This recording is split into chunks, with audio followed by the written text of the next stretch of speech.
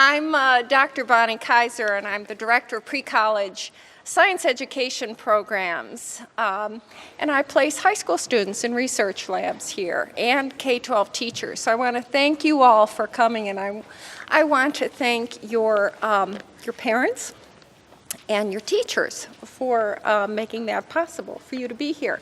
This series is dedicated to you and your science teachers. Each year, a leading Rockefeller scientist is honored by his or her peers as the holiday lecturer. This is an important responsibility because it's not as common as it should be for scientists to speak with us, the public, about their work. Most of us get our science information from the news media, outdated textbooks, or groups that advocate for a particular disease or cure. But scientists want and need to communicate directly with us to explain what they do and why they do it, and for several reasons. Scientists are passionate about their work, and I think passion is an infectious disease. I think really when a person is so enthusiastic about what they're doing, that brings others into the fold. So scientists want to encourage the next generation of scientific leaders as they in turn were encouraged. But scientists want to reach out to all of us who support biomedical research. And quite frankly, we need some understanding of science just to read the papers and to make decisions about our own health and well-being. Nothing could be more to the topic than today's lecture. These lectures are modeled on the public lecture demonstrations that were given by Michael Faraday at the Royal Society in London in 1827, and that continues to this day. 46 years ago, Rockefeller biochemist Alfred E. Mirsky took that great idea and adapted it for the students and teachers of Greater New York City. Today's lecture, titled Phage, Invasion of the Bacteria Snatchers, is presented by Rockefeller University Professor Vincent A. Fischetti. Dr. Fischetti, a microbiologist, is an internationally recognized leader in the study of infectious disease, particularly in the understanding of Group A Streptococcus, a bacterium that causes strep throat and can lead to rheumatic fever, a disease that permanently damages the heart. Dr. Fischetti's research focuses on understanding the mechanisms by which these bacteria infect people and cause disease. His lab develops new methods for staying at least one step ahead of these challenging organisms. His research is extremely timely, given the emergence of drug resistance microbes and the specter of biological terror agents. And now I'm honored to present West Hampton High School graduate, Dr. Fischetti, and perhaps you can begin by telling us, about how you got your start. Thank you, Bonnie.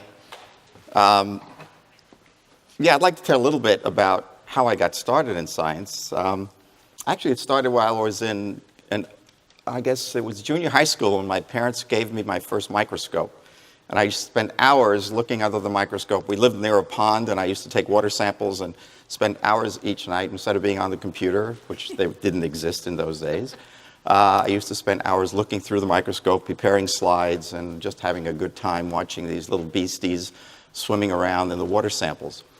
And then when I went to college, I took my first micro course, and I realized this is what I wanted to do, and worked my way up. And I worked here at Rockefeller University as a technician for several years while I went at night for my master's degree. And then they threw me out and said, you have to get your Ph.D. And I went to NYU, got my Ph.D., and I've been here ever since.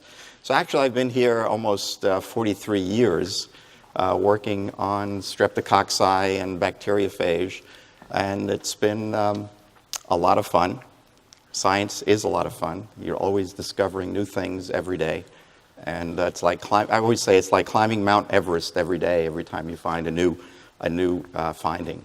So today, what I'd like to do is take you to the bacteriophage. And basically, I started my career with bacteriophage. That was the first thing I worked on here at Rockefeller. And there are different aspects of bacteriophage. There's the good aspects, which we'll talk about this morning, and the bad aspects of bacteriophage, which we'll talk about this afternoon. And what are bacteriophage? Well, bacteriophage are viruses that infect bacteria only. They really don't infect humans, and it's believed that bacteriophage will never cause human infection since they only infect bacteria. And we'll talk about that this afternoon, when the bad part of bacteriophage will tell you maybe bacteriophage can cause disease in some ways, and we should start thinking differently about these viruses. They multiply inside the bacteria and making use of some or all of the bacteria biosynthetic machinery. They actually go in and take over the bacterium. In a sense, it's like taking a shoe factory and converting it to make handbags.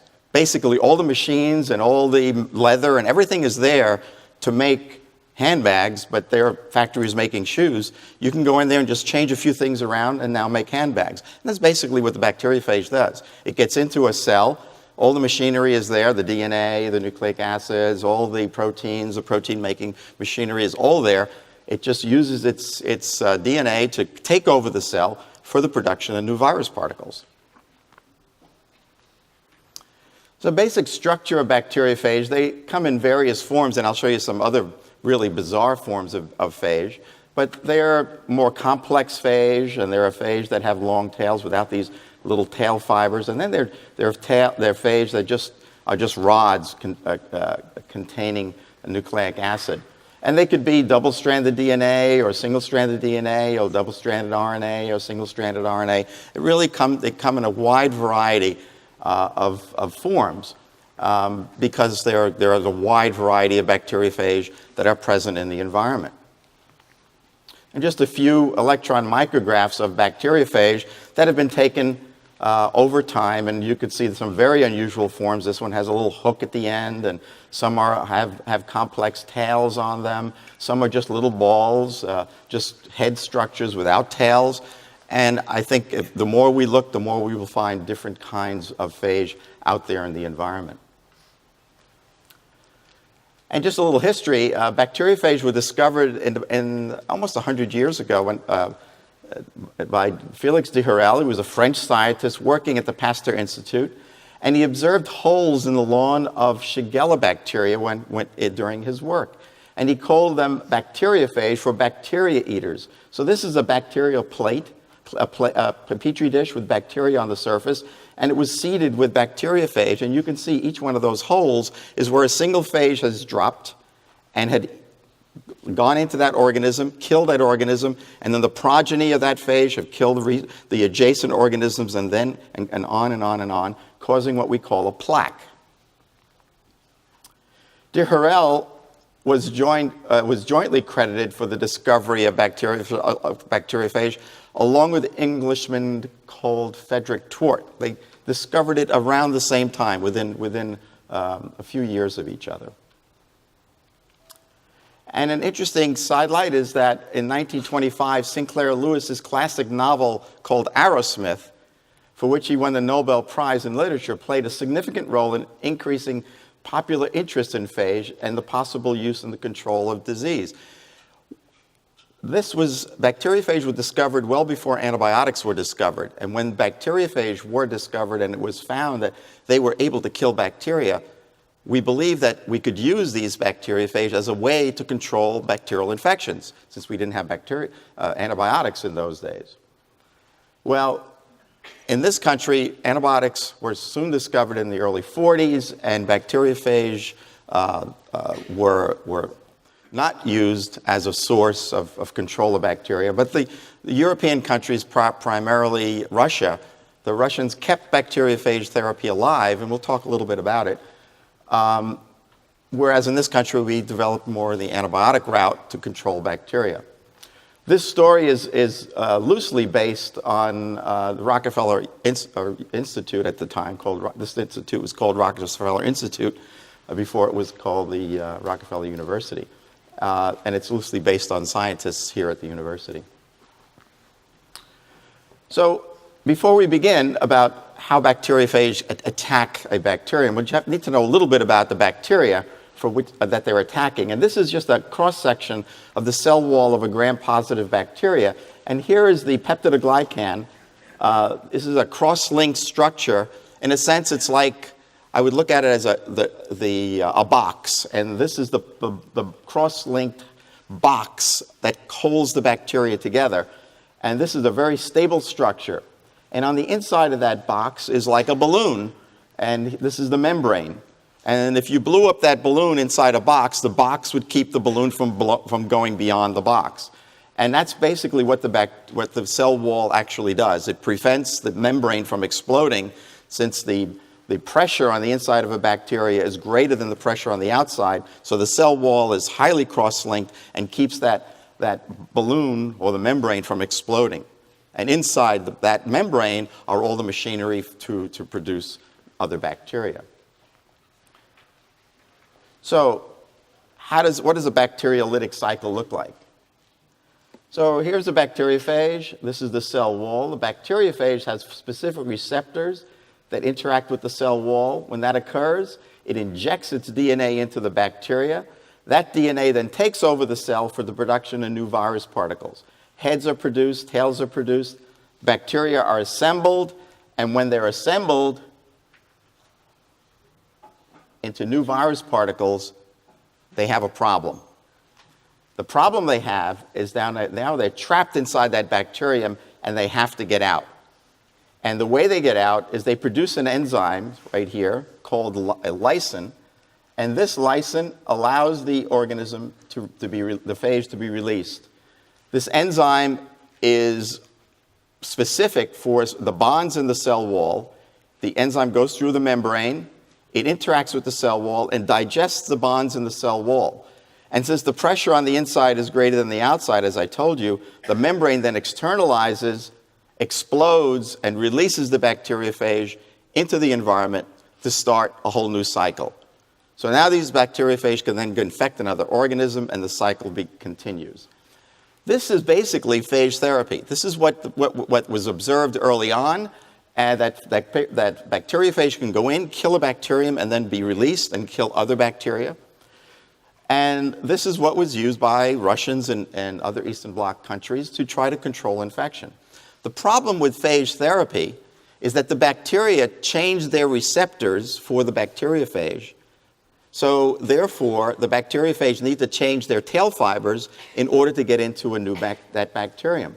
So it's a constant battle for millions of years. The bacteriophage are changing their tail fibers, the bacteria changing their surface receptors, and therefore it's not efficient to kill bacteria using bacteriophage. In order to do this more efficiently, one would need to make a cocktail of different phage in order to kill a single organism. So how many phage are on Earth? That's an interesting question. Its current estimates believe there's about 10 to the 31 phage on Earth, both in the water and in soil. That's a pretty big number to really comprehend. So I'll try to give you an idea of what that number really means. The average length of a phage is about 100 nanometers from top to bottom. 1 nanometer is about 10 to the minus 9th meters. Therefore, the length of one phage is 1 times 10 to the minus 7th meters. Therefore, if you stacked all the phage on Earth end to end, it would go out 1 times 10 to the 24 meters. Well, let's start stacking them. If you start stacking them up, you'll go well beyond the moon. You'll even go well beyond our own galaxy. You'll continue stacking them until you get well beyond other galaxies. And you continue out well beyond those galaxies. In fact, if you were in a rocket ship and you wanted to go to the top of that stack, and you were traveling at the speed of light of 186,000 miles per second, it would take you 105 million years to get to the top of the stack. That's a lot of bacteriophage. That's what 10 to the 31 means. Another interesting fact about bacteriophage is there are about 10 phage for every bacteria on Earth, making them the most abundant biological entity on Earth. And because of this lytic action, because of them constantly going in and killing bacteria, half the population of the bacteria on Earth are killed every 2 days. So this is an extremely dynamic process where bacteria being killed by bacteriophage, bacteria continue to grow, bacteriophage go in and kill bacteriophage. It's an extremely dynamic process that is occurring as we speak. Every second, millions and millions of bacteria are being killed. Millions and millions of phage are attacking bacteria on Earth, both in the soil and in the water. So the real question that we'll talk about today is, can we use phage to solve disease problems? And the major disease problem we have on Earth today is antibiotic resistance. Nearly 2 million hospital infections occur each year in the United States. These are primarily due to antibiotic-resistant bacteria.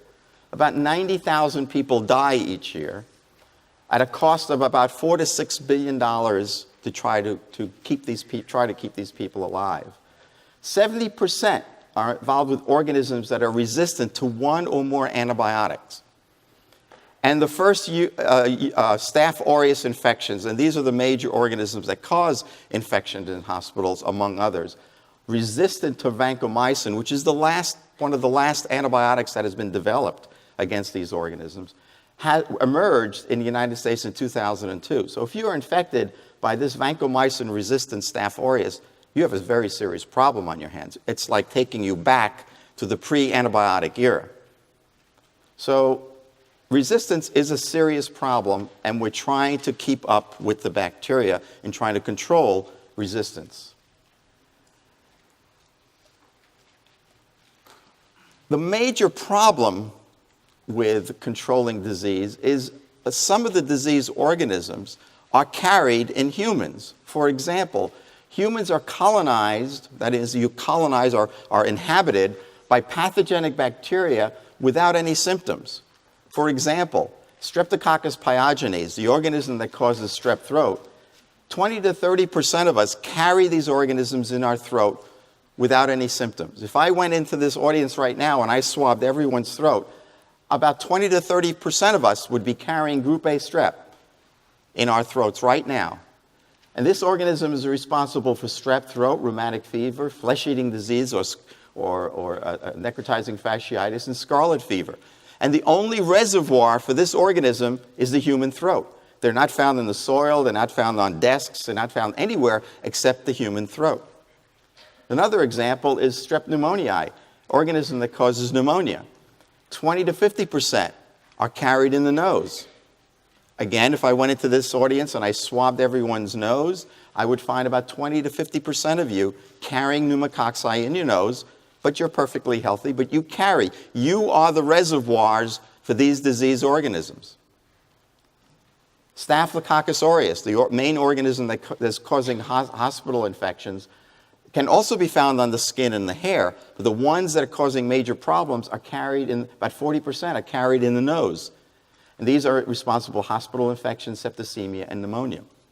Now, we've known about this. This list can go on, but we've known about these colonizing pathogenic bacteria for decades, but we have no control over them. We can't use antibiotics to kill them because we would cause problems of more resistance. These organisms, if they were reduced in their colonization, if we went and had the ability to reduce their colonization in this population, we would reduce disease significantly. But we have no way of controlling them. The current methods to control colonizing pathogenic bacteria is usually just topical ointments, such as mupirocin and polysporin ointments. These are antibiotic ointments that are used in hospitals primarily to control Staph aureus that is causing a major problem.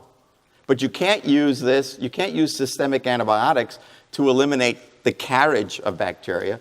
This is only used in extreme conditions when you have an infection in hospitals that are causing major problems, you may go in and treat people with antibiotic, but you really can't do that. I can't go in here and treat everyone with antibiotic to eliminate your carriage of streptococci and pneumococci and staphylococci, because you would increase the antibiotic resistance problem.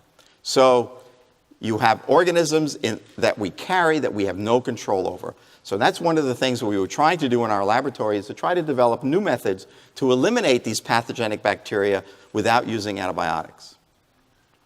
So what we did was to specifically remove pathogenic bacteria from mucous membranes. We can also remove them from the blood and the environment using phage lytic enzymes. It's an approach that can be used to control a wide range of bacteria, and it's a technology that falls between vaccines and antibiotics, and it offers a capability previously unavailable because we couldn't control these organisms before. So the enzymes that we call them now enzobiotics, that are under development in the lab are enzymes to kill Strep pyogenes, the organism that causes strep throat, Strep pneumoniae, Bacillus anthracis, Enterococcus faecalis faecium. These are organisms that are causing hospital infections, Staph aureus, and Group B Streptococcus. And I'll tell you a little bit about the first three because of the time constraints. So, how do you get lytic enzymes? I will show you that lytic cycle again, and we'll just concentrate on various aspects of it. So again, we'll see the phage then attacks the organism. It interacts with the receptors, injects its DNA into the host organism. It starts to replicate, produces more DNA, heads and tail fibers. This gets assembled into new virus particles, and now it has to get out of the cell. The DNA is then packaged into these heads, and now the phage gets out of the organism by synthesizing this enzyme. The enzyme, as I showed before, goes through the membrane, digests a hole in the cell wall, releasing the phage particles. This is the standard cycle that I showed you before. But believe it or not, even though we've known about this cycle for almost 100 years, no one's ever done this experiment, and that is to take the enzyme itself and add it back to these organisms, and we find that it can punch a hole in that organism from the outside as easily as it did from the inside. So we can use this enzyme as a means to kill bacteria very specifically, just as the bacteriophage has been able to do.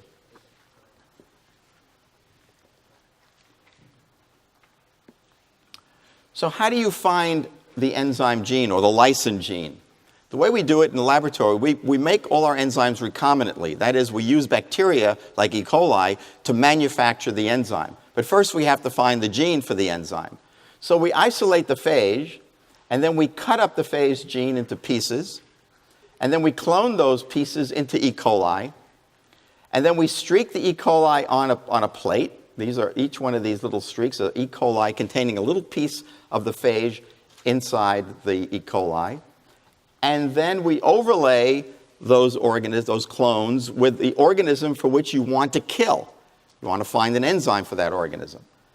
And lo and behold, if you let that incubate overnight, what you find, as you can see here, this clone has a nice halo around it, that that piece of DNA that came out of the phage is now in that E. coli, and that E. coli is secreting the enzyme, and it's killing the organism in the overlay. So we can go in there, and this one is Plyg. This is an enzyme that kills anthrax that we'll talk about in a little while. And we can now take that gene and manufacture it and produce as much enzyme as we want. So we can isolate all the enzymes that I showed you on the previous slide by using this very simple technique. These enzymes look quite interesting. They have the gene of this enzyme. It has a catalytic domain at one end and a recognition domain at the other end. They're about 25 to 40 kD in size, and they have a little linker between them. The catalytic domain will cleave one of the major bonds in the cell wall peptidoglycan. So the peptidoglycan, as I mentioned, is a cross-linked structure, and this enzyme will cut one of those bonds in the peptidoglycan, causing it to fall apart. Some enzymes have two catalytic domains, but most of the ones that we've been working with have a single catalytic domain. The recognition domain, on the other hand, recognizes a cell wall associated substrate that appears to be essential for bacterial growth. So it basically happens as the enzyme comes in, it binds to this substrate in the cell wall, and then the catalytic domain cuts the bond and cleaves the peptidoglycan. We'll talk about the fact that it's essential for growth towards the end because it's an important feature. So here's a peptidoglycan, just an idea of what the peptidoglycan looks like. It's sugars with peptides all cross-linked, and then substituted off this muramic acid sugar are other sugars that are decorating the surface of the cell wall. So it basically happens here that here's the muramidase will cleave here, an amidase will cleave here, a glucosamidase will cleave here, and an endopeptidase will cleave at this location. So an amidase enzyme that a phage produces binds to a carbohydrate at this end and then cleaves the bond at this point. And these enzymes bind at a very high affinity to their substrate. They bind very tightly. So the first enzyme binds, it cleaves its bond in the peptidoglycan, then the second enzyme comes in, the third, fourth, and fifth, until they all go in and chop up basically a hole in the cell wall, and then the membrane explodes. So let's talk about one of these enzymes, the one against group A strep. Again, as I mentioned, it's the reservoir for this organism, for group A strep, is the human nasopharynx. And because of this reservoir, infections such as pharyngitis or strep throat, otitis media, ear infection, and impetigo skin infections can occur. Toxic-associated diseases such as toxic shock syndrome, necrotizing fasciitis, or flesh-eating disease can occur, as well as scarlet fever.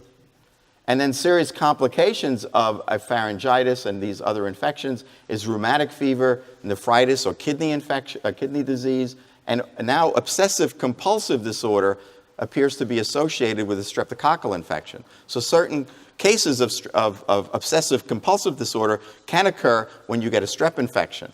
And this is now being looked at very seriously.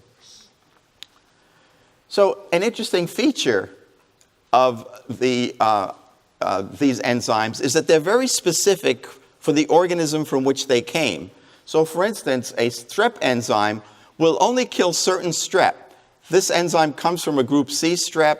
It will kill an E strep and an A strep, the one organism that causes all the human infections. You can see it's very lethal for all of these streptococci, but will not touch any of these other groups of streptococci.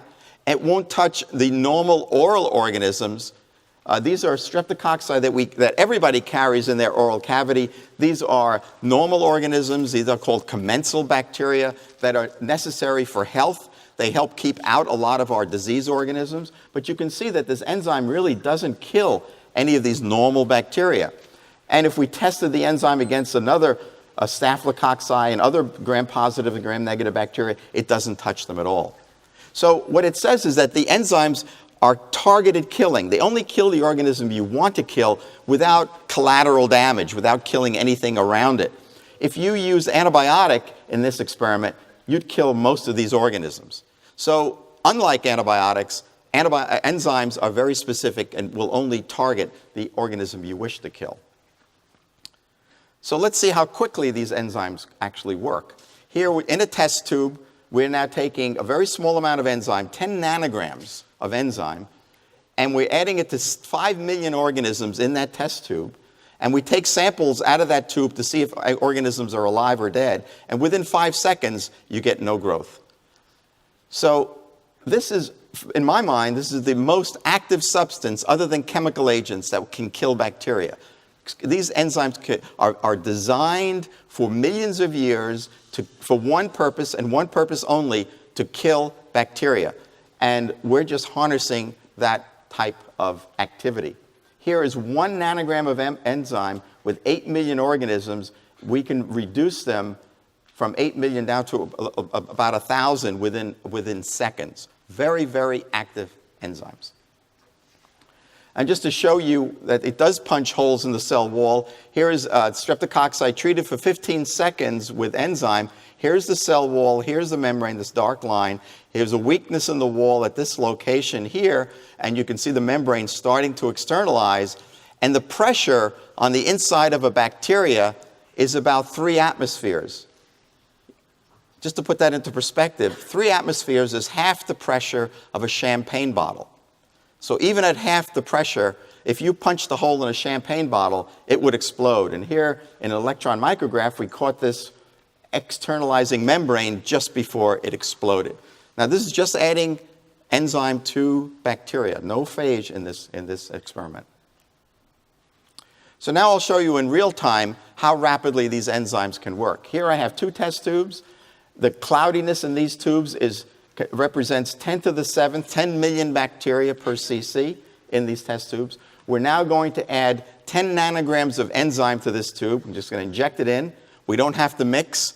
The enzymes bind at a very high affinity. They'll find the bacteria. They will bind to the cell wall. Once they bind, they start cutting the bonds in the cell wall. One enzyme, second enzyme. And then within a few seconds, that tube will start to clear. And there it goes. It's starting to clear. And this is real time. This is as quickly as it happens. And there it basically is. Still have a cloudy tube in the control, and this is a clear tube. If I went into this tube right now and took a sample, it would be basically sterile. So you can sterilize very rapidly. You can kill organisms very rapidly with this type of technology. So if we can kill bacteria in test tube, can we kill bacteria in animals, on mucous membranes? So in this experiment, we asked the question, if we pre-coat the mucous membrane of a mouse with enzyme and then gave them strep, would we protect the strep from being colonized by the streptococci? So here we gave these mice 5 nanograms of enzyme in the nose and in the mouth, and about 10 minutes later, we gave them 10 million bacteria, and then we swabbed their throat to see whether they were colonized. That's the most difficult part of the experiment. Try swabbing the throat of a mouse. So here we gave these 17 mice, buffer first, and then we gave them strep. And you can see that when we swabbed their throat, we could recover hundreds and sometimes 33 and 83 colony-forming units on day 1. And day 2, when they were colonized on day 1, they were worse on day 2. So buffer really doesn't protect the mucous membranes of a mouse from incoming streptococci. But if we gave them enzyme first, most of these animals were protected, except for this animal. When we could recover organisms, there were very few. So what this says is that you can pre-coat the mucous membranes of a person or a mouse and then protect them when they go into an environment that's contaminated. So we're hoping that this technology can be used in later years, so when you go on the subway or you go on a bus, you can pre-spray your nose or throat, and therefore when somebody sneezes on you, you won't get sick. The problem here is that we have to develop these enzymes so they will remain for long periods of time on the mucous membrane. If you just use the protein alone, it may last maybe 15 or 20 minutes. So we're now trying to develop enzymes that could last an hour or 2, and therefore protect you for an hour or 2. And the military is very interested in this technology because they can use this when they have their people going into contaminated areas. They could spray their mucous membranes and then go into contaminated areas, or even healthcare workers can be protected for short periods of time. But I think the real use for these enzymes currently is to decolonize us from pathogenic bacteria to reduce the environment for these types of organisms. And here, in this experiment, we took mice, we colonized them with streptococci, and then we treated them with enzyme and then swabbed their throat to see if we can remove the organisms that were colonizing the mucous membranes. So here's the experiment. We took 9 mice, we gave them 10 million organisms, each one of them, and then we swabbed them every day to determine the colonies of organisms that they carried in their throat. And you can see they were heavily colonized, greater than 300 colony-forming units that we could recover from the throat of these animals. And then we gave them enzyme at this point, and then 2 hours later, we swabbed them again, and nothing. So they were 2 hours prior, they had 300. 2 hours later, they had nothing. This is not surprising, because what we did here, we did in the test tube. It's basically the same thing. If we can make contact with the organism, we can kill them. But the problem comes in is if we look at these animals a day or 2 later, most of them were still negative. That was good news. But some of them, 1 animal died, and 2 animals, we were starting to recover organisms again. So what this meant was that these are proteins. These enzymes are proteins. They're not antibiotics. Then antibiotics are very small molecules, can usually penetrate into a cell. These are fairly large proteins, and they can't penetrate into a cell. So we believe in these cases, in this case, and this case, these animals became infected. The organisms went into a cell. We could kill them on the surface, but the enzyme couldn't follow them into a cell in order to kill them. So we can control organisms on the mucous membrane, but we really can't follow them into a cell with this type of technology. So let's talk a little bit about pneumococcal disease. We do different things with this enzyme, but basically it's the leading cause of disease in young children and elderly in the United States. Children are colonized up to 40 to 50%, whereas adults anywhere between 20 and 30% are colonized with pneumococci. Otitis media or ear infection, 7 million occur each year. Pneumonia, about 500,000 each year. Invasive disease, about 60,000 each year, with a mortality of 40,000. And 30 to 35% antibiotic resistance of pneumococci. And the reason for this resistance is due to the fact that we're treating 7 million cases of otitis media in this country. So it's a real serious problem that we can't use some of these antibiotics because the pneumococci are becoming resistant. So again, the organisms that cause disease are the ones that are carried in the nasopharynx. So if you could eliminate those organisms from the nasopharynx, you would eliminate the disease. So in this case, we have two enzymes. Here we have one enzyme called PAL, and we've now purified it. You can see it's highly purified enzyme here. And this is CPL1, which is a muramidase, and here's this highly purified material here that we use. All our enzymes are highly purified in order for us to use these in our experiments. And you can see that they punch holes very nicely in the cell. Here the membrane is externalizing just before explosion, before they kill the organism. So in this experiment, we asked the question, will the enzyme kill different capsular types of pneumococci? Pneumococci come in about 150 capsular types. They all differ because of the different capsules they have on the surface. So we wanted to ask the question, will it kill different capsular types? And we have about 14 different capsular types here. And we also have an organism that has a very large capsule, and we have organisms that are resistant to antibiotic, and one organism that is intermediate resistant to antibiotic. And what we did here is we treated for 30 seconds with 100 micrograms per ml of enzyme. And as you can see, we could reduce the organisms 4 logs, which that means is 99.99% of them were reduced in 30 seconds, were killed in 30 seconds with 100 micrograms of enzyme. So we can kill them very efficiently. Doesn't make any difference what capsular type they have, whether they have a large capsule or they're resistant to antibiotic. And again, we had to use 10 times more enzyme to see any effect on the normal organisms that are carried in the oral cavity. Again, saying that what we're doing is we're targeted killing. We're only killing the bad organisms, and we're not touching the good organisms. And here we did a nasal colonization model. We colonized these mice with pneumococci to see whether we could kill the organisms in the nose, as we did in the throat. So we colonized them in the nose with pneumococci, and then 2 days later, we treated them nasally with either enzyme or buffer. And then 5 hours after that, we sacrificed the animals, we washed their nose, and determined whether they were colonized or not. And as you can see here in this experiment, the animals that were treated with buffer alone, we could isolate 1,000 and 10,000 colony-forming units, but those animals that were treated with enzyme, we could recover no organisms from the nose. So you can go in and you can treat children, or you can treat residents in nursing homes, treat them with enzyme, reduce the colonization of pneumococci to reduce the chance of infection. In this experiment, we asked the question, well, if we can kill them on mucous membranes, can we kill them in organisms in blood? So in this experiment, this is a septicemia model, an infection model of the blood. We gave these animals 100 microliters intravenously with pneumococci, 100 million organisms in the tail vein. And then 10 hours later, we took a little blood from the animals to see how many organisms were in the blood. And then right after we bled them, we gave them either enzyme or buffer. intravenously. And then we divided the organisms, the animals into two groups. We sacrificed one group at 15 minutes and the other at 120 minutes. We bled them again and looked at the difference between the organisms before enzyme or buffer treatment and after enzyme or buffer treatment.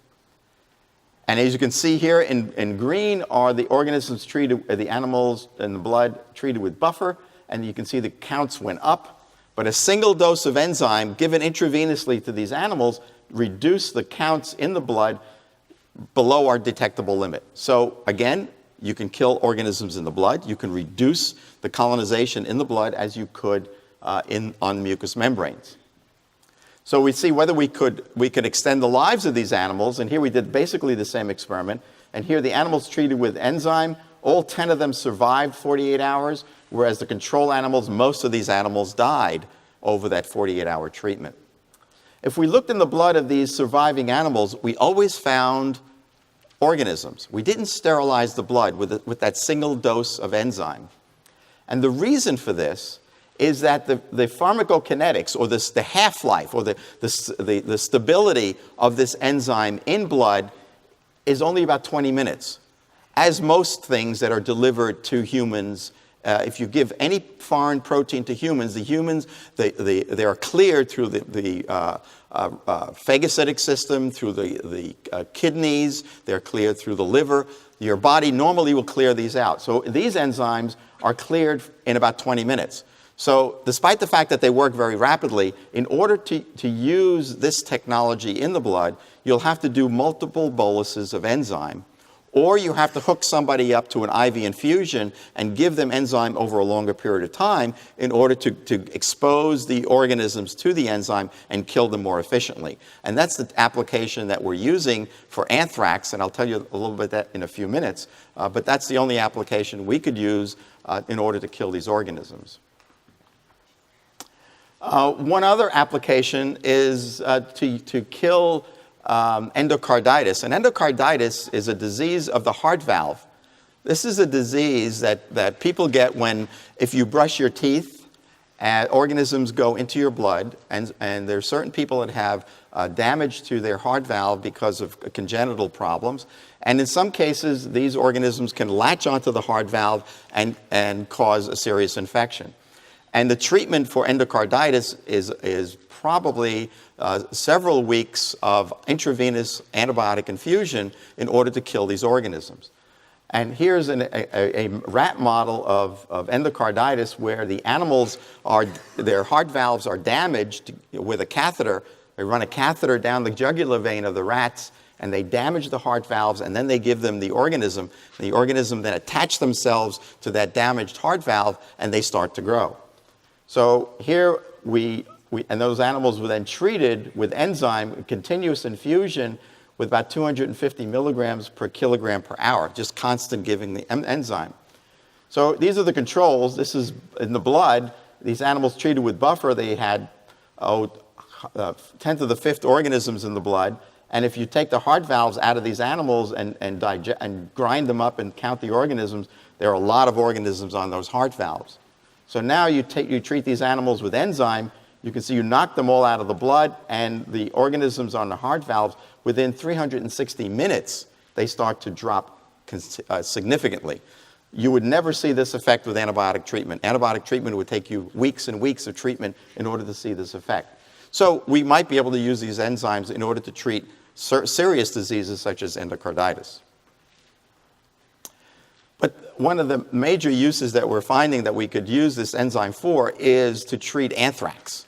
And anthrax is a major biological weapon. It's a category A biological agent. Its properties of the spore, and this is a spore here, are very conducive to weaponization because it's easy to produce, it's highly stable, and it's very lethal. And you can see the spore is a complex structure with a nucleus, a cortex, a spore coat, and this exosporium, all of which work together to prevent this spore from being killed. A spore in the soil can last for decades without being killed, and then put in the right environment, these organisms can again grow out of the spore and cause vegetative organisms to be produced. But the major fear is the dissemination of antibiotic-resistant anthrax. In the last attack that occurred several years ago, that was an Ames strain that was sensitive to all antibiotics, and therefore it could be treated easily with antibiotics. But these organisms can be certainly easily made resistant to antibiotics, and a fear that the next attack would be with an organism that is multiply resistant to antibiotics would be a major problem. What occurs is that the spores are very light, they're very small and fluffy, they can float in the air for long periods of time, they're usually inhaled, and this is one alveolus of a lung. They go into the lung and they're taken up by the resident macrophages. These are white cells that gobble up any foreign substances that come into the lung. Once the spores get into the lung, the macrophage can migrate to the mediastinal lymph nodes. These are the lymph nodes that are found here in your sternum. They migrate to those lymph nodes, and then the spores start to germinate into bacilli.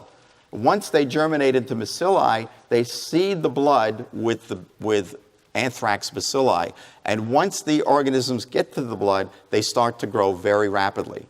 Within 48 hours after infection, these organisms are in the blood and death occurs within 48 hours. So you have to treat very, very rapidly.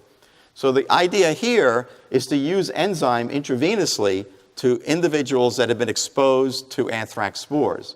So we would fit these people up with IV infusion, and in treating them, as the bacilli get into the blood, the enzyme would then kill these organisms, controlling them in the blood, reducing septicemia, toxemia, and death.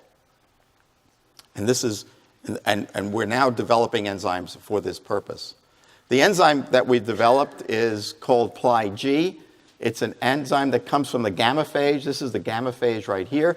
This phage is used by the CDC as a diagnostic tool to identify anthrax. It's a very specific phage for anthrax. It only sees anthrax, and very, very few exceptions.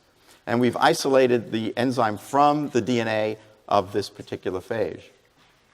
And just to show you that we can purify, this is a couple of purification steps, and this is the purified material. And these enzymes in general are very stable. They're very stable in the environment. If you can heat these enzymes up to 50 to 60 degrees, and they're still active. So you can use them in the environment. You can use them in blood without them becoming inactivated by temperature or other harsh conditions.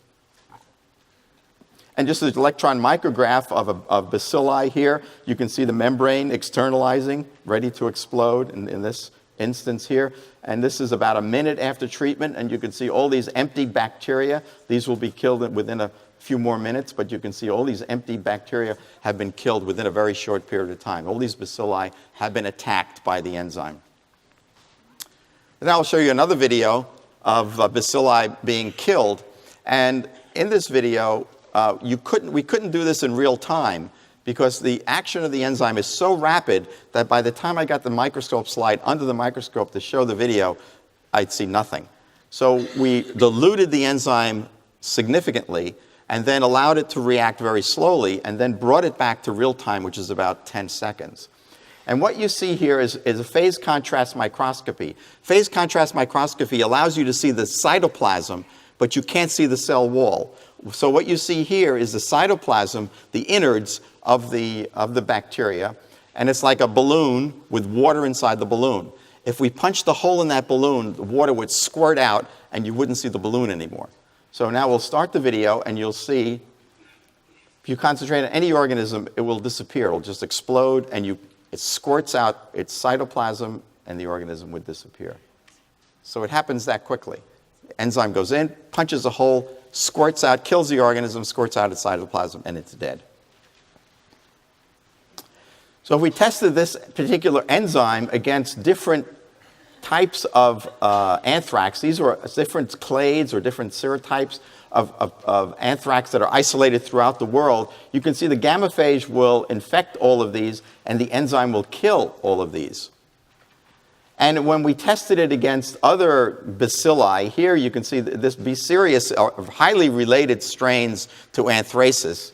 you could see that it doesn't kill any of them except this one. This is a very rare strain of B. cereus that this enzyme and the gamma phage will infect. But you can see all of them are all the others are negative. All these other bacilli are negative. This enzyme is probably our most specific enzyme that we have. It kills only anthrax and very, very few other outlier strains of B. cereus, which is a very close relative of anthrax. We were fortunate to find this particular strain only because when we found this strain, we could work on the bench. This is not a lethal strain, so we could work on the bench to develop the enzyme. If we didn't find this strain, we would have to work with anthrax to develop the enzyme, and we would have to work in a BL3 facility with full gown and constant monitoring to be certain that we were not infected. So because we found this particular strain, we could develop the enzyme much more rapidly in the laboratory. So the question is, can we control anthrax in blood? And yes, we can. Here, an experiment where we'd use the AIM strain. This is the similar strain that was used in the last attack. Here, 124 colony-forming units delivered intravenously to these animals. 15 minutes later, we gave them enzyme, and then we measured survival. And as you can see here, the animals that were treated with buffer alone, 90% of these animals died, and the animals treated with enzyme, 90% of those animals survived. So this can be done. We're now in clinical trials where we're ready to produce a large amount of this enzyme. It will then be tested intravenously at constant IV infusion, and then the animals will be given spores. This is intravenous organisms. What we really want to do next is give the animals spores in the nose, hook them up to an IV infusion, and see if we can protect these animals. And if that works in mice, then we move into monkeys. And then if that works, it could be stockpiled in the event of another attack. Another interesting feature of these enzymes is that we don't see resistance to these enzymes. As we find resistance to antibiotics, we don't seem to find resistance to these enzymes.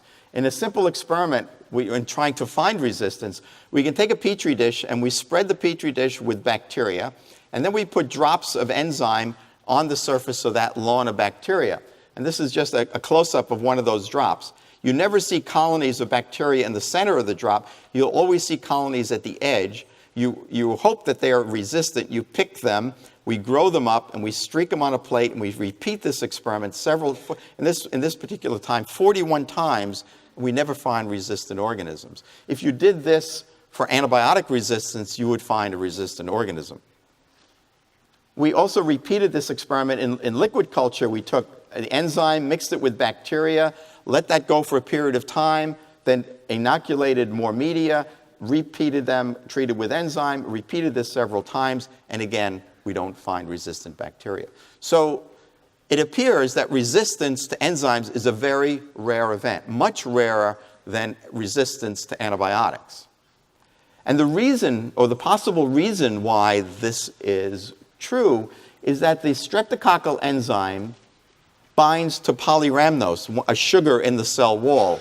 And the pneumococcal enzyme binds to choline, another sugar or another structure in the cell wall. Remember that binding domain that I told you about? Well, it's binding to those particular structures. And as it turns out, both of these substrates happen to be critical for bacterial growth. So what's happened is that the battle for millions of years is that the bacteria are trying to keep the bacteriophage out, so they don't want to get killed. So they change their receptors. The bacteriophage are trying to get in, so they change their tail fibers. So because this battle is back and forth, once a bacteriophage gets in, it wants to be assured of getting out, so its progeny can then infect other bacteria. So through evolution, the bacteriophage have figured out that if they bind to a substrate that is critical for the growth of the organism, it has a better chance of getting out. So the survival of the bacteriophage can be extended. So we're just taking advantage of this characteristic that these enzymes can now be used without a fear of resistance occurring, at least for a short period of time. I don't believe that resistance would not occur. It's just that it's a very rare event and would take a very long time for these bacteria to become resistant to these particular enzymes. So the use for these enzymes could be quite a few. We can use these enzymes to control antibiotic-resistant disease bacteria in hospitals, nursing homes, and daycare centers. We could use them to eliminate organisms from bacteremia and from blood infections and endocarditis, vegetations on heart valves. And we can also use them to control bacteria on surfaces, in foods, on objects. They can be used to clean up prosthetic devices when they're implanted in a hip or a joint, where these become contaminated. They can cause serious problems. So these enzymes can be used in a variety of ways to kill bacteria very specifically under certain conditions. So in conclusion, phage lytic enzymes are a new agent to control disease bacteria, are lethal for bacteria on contact, work in blood as well as mucous membrane surfaces, will kill the targeted pathogen with minimal effect on the normal flora, will control the spread or acquisition of the pathogen. Depending on when you use it, if you use it before, it will prevent the acquisition, are effective against antibiotic-resistant bacteria because it works on a different pathway. Organisms that are already antibiotic resistant can be killed with these types of enzymes. Are difficult to become resistant against. So far, we don't find resistant organisms, not to say that it won't occur, but they're very difficult to identify. May be easily and cheaply produced in large quantities. We're now making enzyme for the Anthrax project, and we can make about 100 milligrams of purified material per liter of bacterial growth, of E. coli growth. So it's fairly easy to produce. We can make large quantities of material so they can be used for various applications.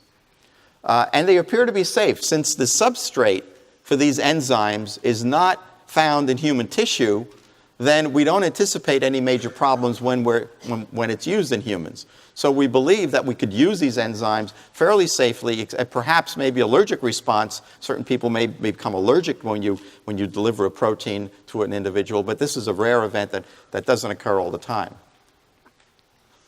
So these are a number of people that worked on these projects. You can see there's a number of people here working on different types of enzymes. The Anthracis enzyme was done by Ray Shook, and he's here in the audience today.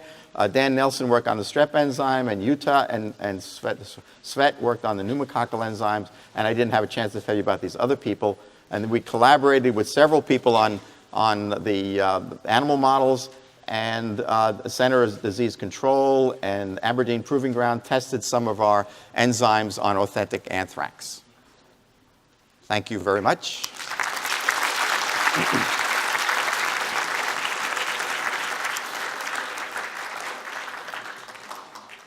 So I'll be happy to answer any questions that you may have. Yes? Why not administer the bacteriophage itself? That's a very good question. I mean, that's phage therapy. And as I said, the Russians have been keeping that technology alive. They've been, pardon me? Yes, I'm sorry. The question was, why don't you use the bacteriophage itself instead of using the enzyme? Well, as I mentioned before, bacteriophage, the bacteria become resistant to the bacteria very rapidly. So in order to get the bacteriophage to work, you have to make a cocktail of bacteriophage in order to kill a single organism. It will work, but under limited conditions. The Russians have kept the technology alive, but the way it works, if you have a chronic infection, and usually they're topical infections where people that have staphylococcal infections that are chronic and they can't get rid of them. What you do is you go to Russia, you go to Tbilisi, they have a huge population of phage. They will test them on the organism that they isolate from your wound, and then they will produce a cocktail of phage that are specific for your particular organism, and then they'll treat you with that one. But you can't do that for everybody. And that's basically the way it will work. In this country, phage therapy is beginning to come to light again because of this resistance problem, we're trying to figure out different ways of killing bacteria. But they still are faced with the same problem. They're going to have to make a mixture of phage in order to kill a single organism. And that doesn't happen with the enzyme. Yes? Trying to understand the specificity of this enzyme for each individual different type of bacteria. Is it that bacterial cellular structures are so different from one another? No, they're very common. They're very much. How is it that the enzyme is so specific to this particular kind? because the peptidoglycan, the structure of the peptidoglycan is very much the same, but it's the sugars, the carbohydrate, the binding domain of the enzyme that makes it specific. So each organism, so the peptidoglycan on basically all bacteria, and what we're dealing with, I don't want to get into too much detail, but what we're dealing with here, most of these enzymes work with gram-positive bacteria. Gram-positive bacteria are about half the population of the bacteria on Earth. The other half are the gram-negative bacteria. And the difference between them is that the gram-positive bacteria have a thick peptidoglycan, and then they have these different sugars that they produce that are unique for each gram-positive bacterium. Gram-negative bacteria have a peptidoglycan, but they also have an outer membrane. There's a membrane on the outside of the cell wall and a membrane on the inside of the cell wall. And the problem with the enzymes with gram-negatives is that the enzymes can't go through the outer membrane in order to get to the peptidoglycan. And since a gram-positive organism doesn't have an outer membrane, the enzyme can go right to the peptidoglycan and cleave it. So it doesn't work against gram-negatives, not yet. We're looking to find enzymes against gram-negatives. So these enzymes that I told you about only work against gram-positives: streptococci, staphylococci, pneumococci, enterococci. All are gram-positive organisms because the enzymes can get into the peptidoglycan much more efficiently. Does this also mean that gram-negative bacteria will be resistant to phage in general? No. Phage can get into gram-negatives because the phage have developed methods to attach and inject their DNA through the membrane. But they can get out because the enzymes are working from the inside. So the system works from the inside. We just discovered that in gram-positive, it also works from the outside. So again, the question was the specificity of this enzyme. The reason for the specificity of the enzyme is that each gram-positive is unique because they have different sugars that they produce that are decorating their surface, and that the phage have figured out that they bind to this one sugar, and that sugar is important for the growth of the organism. That's the binding receptor, and that's why it's designed for that binding receptor. Yes? How does the cell respond to the fact that the bacteriophage DNA gets inside of the phage? So does it respond in some way, tries to fight it? The bacteria? No, the cell. The bacterial cell. Yeah, the bacterial cell has no choice. Once the DNA gets in to the cell, that bacteria is doomed because that DNA gets in and the bacteriophage DNA or RNA takes over the cell for the production of virus particles. Once that DNA gets in, that cell is dead because it's going to kill that organism. So it has no control. The other organisms around it are fine, but the one that's infected is completely killed by that bacteriophage. Yes? Are these enzymes able to be rapidly produced if they were adopted as a new generation medicine? They can be produced. As I mentioned, we could produce them recombinantly. We produce them in E. coli. There are other systems, E. coli systems. There are gram-positive expression systems. They can be manufactured in large quantities. You can make kilo amounts of material that can be used to treat whatever you need to treat. Yes? Why not just administer? I'm sorry. Wait a minute. You mentioned that you were working on prolonging the stability of the enzyme in the body. Could you elaborate on that a little bit? Sure. The question is, can you elaborate on increasing the stability of these enzymes in the body? There are two ways. One, on mucous membranes, as I mentioned, when you add just protein to mucous membranes, because you have cilia moving things back and down into your stomach, and you have mucus flow, things that are coming to your oral cavity, such as an enzyme, would not last very long. So in order to extend the life of these types of molecules, what you could do is encapsulate them in micelles. These are lipid micelles that would stick to the mucous membranes and then would slowly erode, releasing enzyme over time. You can also put them on microcapsules that would stick to the mucous membranes and also release over time. So there are various tricks that one can use to increase the half-life or the stability of these enzymes on mucous membranes.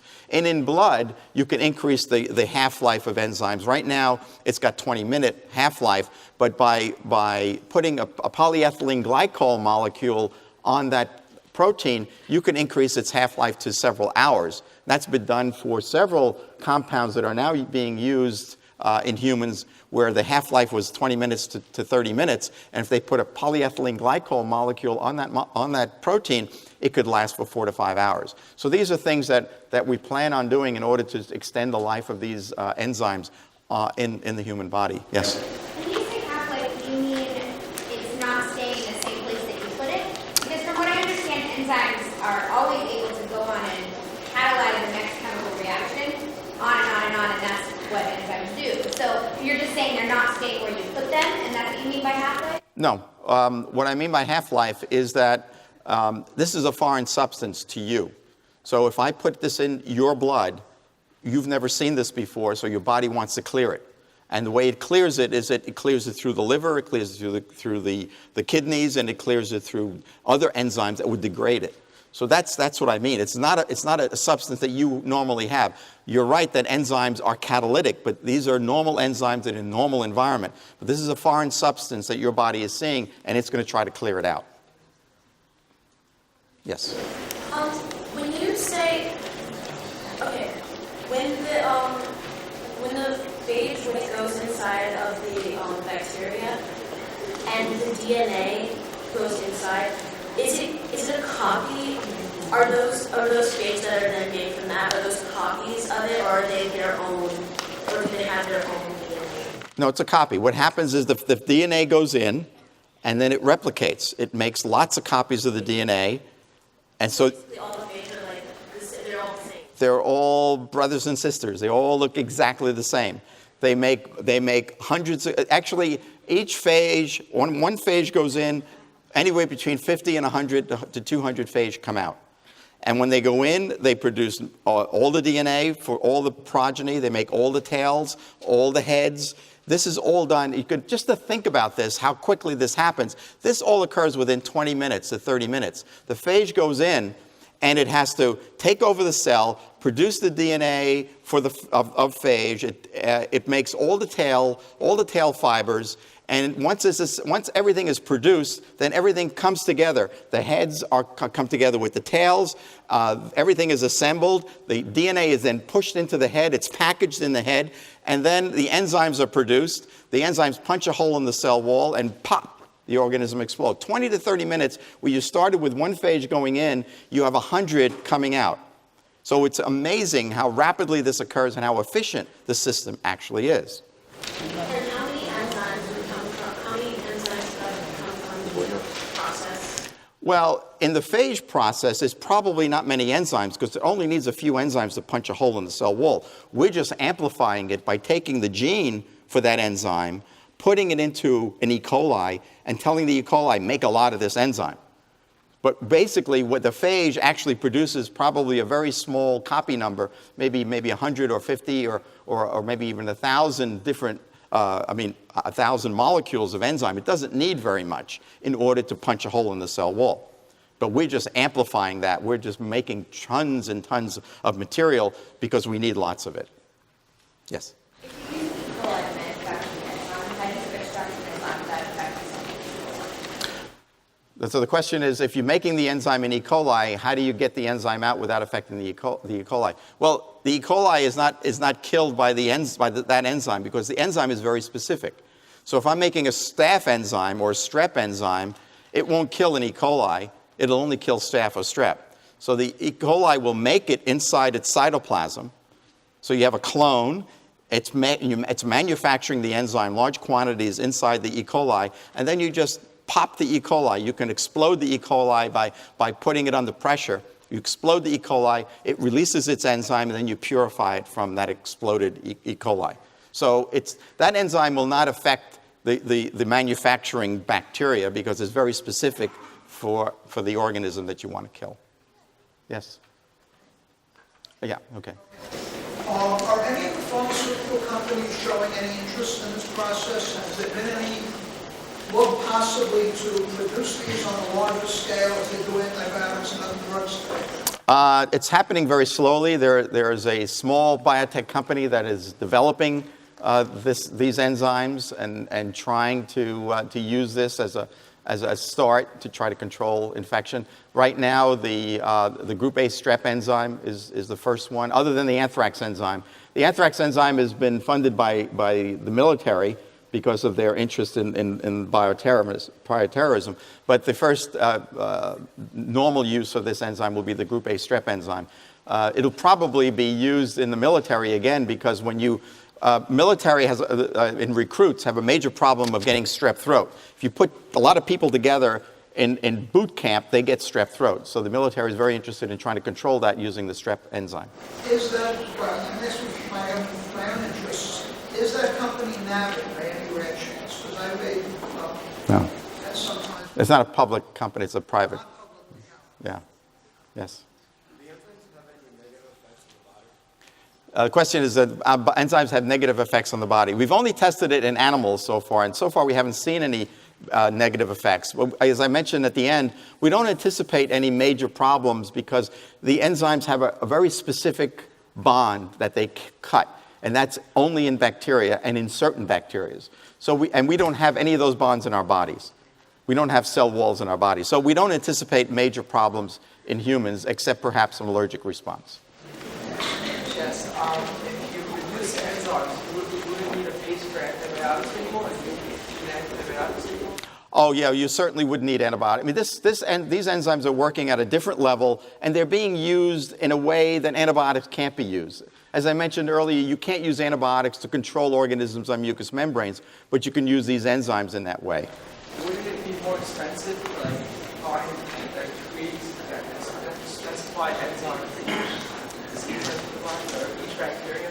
Well, not really, because if you develop an enzyme for streptococci, it will kill all streptococci. You develop an enzyme for pneumococci, it will kill all pneumococci. So you'd have to develop maybe 5 or 6 different enzymes for the 5 or 6 major gram-positive pathogens. So it's not really that expensive. And on the other hand, when people are dying, the cost is really negligible.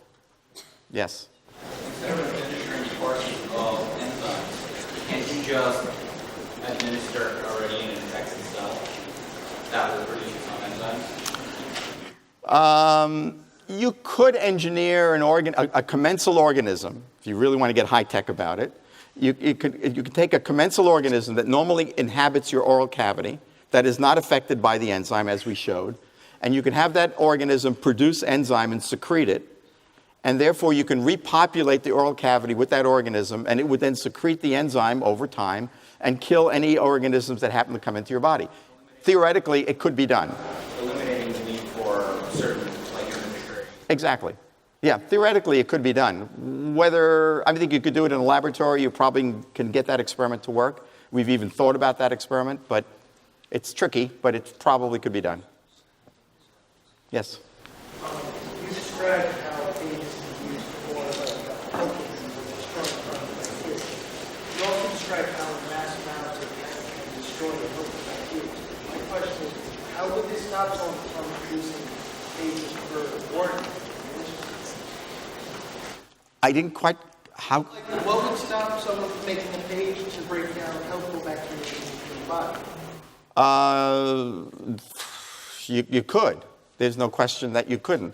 But it would be like taking an antibiotic. I mean, when you take an antibiotic, so let's say you got a wound infection, and you take an antibiotic to kill that wound infection, you're killing a lot of the organisms in your body, same way. Well, I mean, like, you're talking about how specific it is. What if I design something specifically to target, let's say, I'm not against that, but like something that would stop the flu. What if you done that, like, get it en masse and you know, get the flu out? Well, it doesn't kill viruses, and the flu is a virus, so you want to kill a bacteria. It would target a bacteria. You can make a phage that would kill a specific organism in your body, but that wouldn't really cause any major problems with you. Not really. I don't think it would cause a problem. We'll talk about it later, but I don't think it would cause a problem. Yes?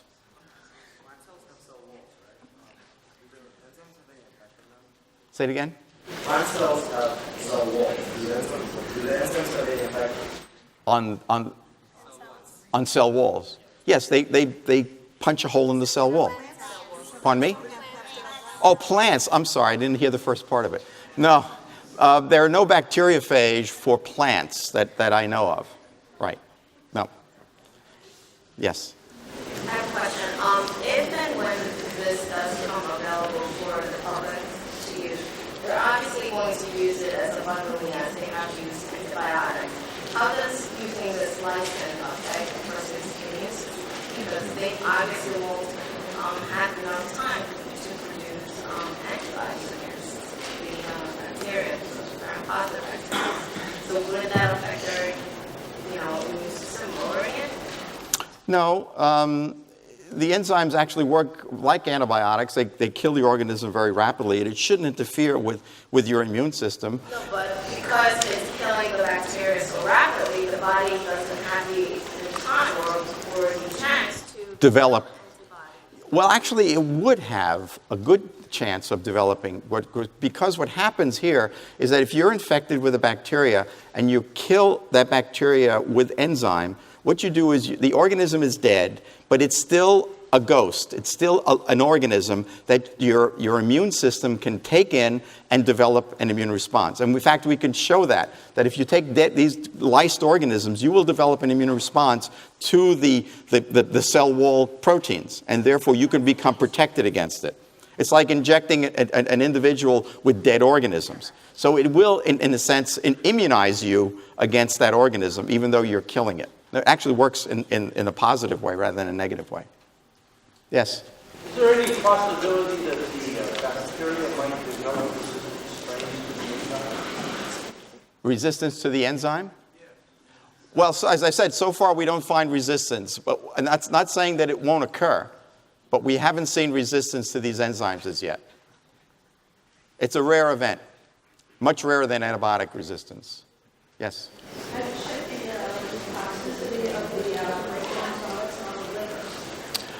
Very good question. We will have to test once we get into animal studies to see what toxicity can occur. You are breaking down the organism, but you're not breaking down into a million pieces. You're basically punching a single hole in the organism. If we were cutting them up into lots of little pieces, then the cell wall pieces itself are inflammatory and can cause problems.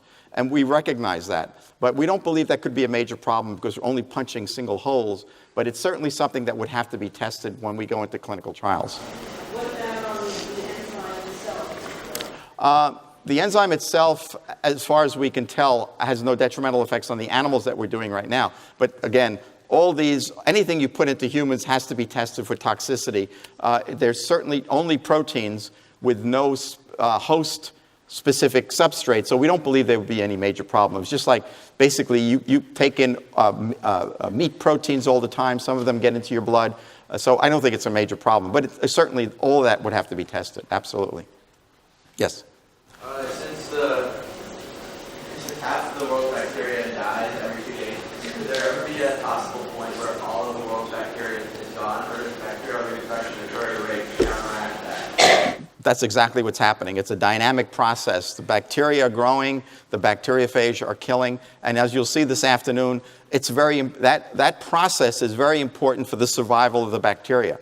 I mean, the process of bacteriophage infection, even though this morning we show that bacteriophage go in and they kill the organism, there's another part of bacteriophage that allows the organism to be better equipped to survive in the environment. So yes, it's a dynamic process. The bacteria are growing, the phage are killing them. But without that process, bacteria wouldn't be where they are, and phage wouldn't be where they are. And they basically working together to survive in this environment. We just came along, a few million years ago, but these guys have been around for millions and millions of years and constantly battling each other, and they're going at it all the time. Yes? With respect to the dynamics between bacteriophage and the bacteria, where there are phage, there are bacteria, where there are bacteria, there are phage, right? Does the synthesis and the production of the enzymes treat bacteria in growth and everything, and does that affect the balance between the relationship between the bacteria and the phage and the bacteria? You mean the enzymes themselves? Would the enzyme play a role in this? Right, because you're manufacturing enzymes to kill bacteria, you're not using the bacteria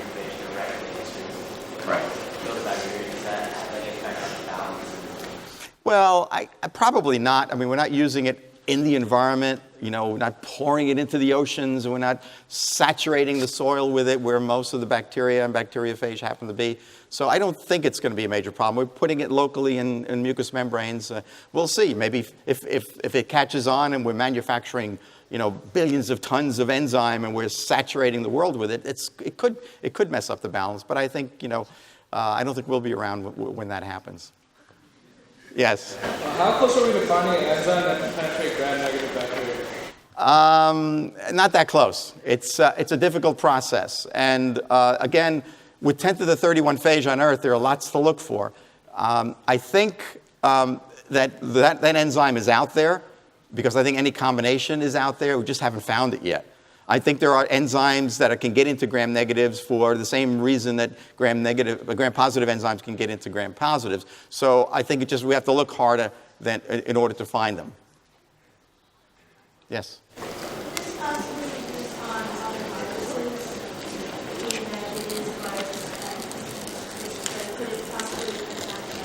No, there's nothing like this will kill viruses. I guess if you're thinking along the same lines, though, here we're using enzyme technology, in a sense, enzymes to kill bacteria.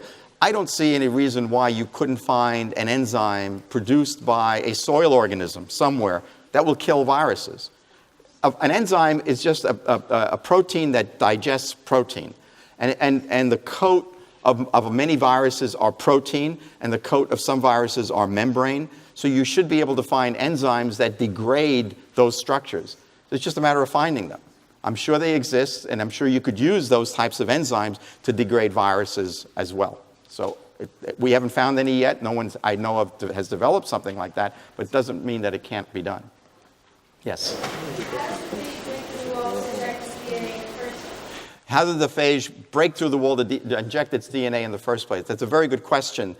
It's not clearly understood completely because some of phage have enzymes on their tails that they call tail enzymes. So when they attach, they actually digest their way into the cell wall, so then they can inject the DNA once they get through that cell wall. But some of them, we have no idea how that DNA actually gets through the cell wall to get into the cytoplasm. Why don't you externalize one that actually digests the cell wall?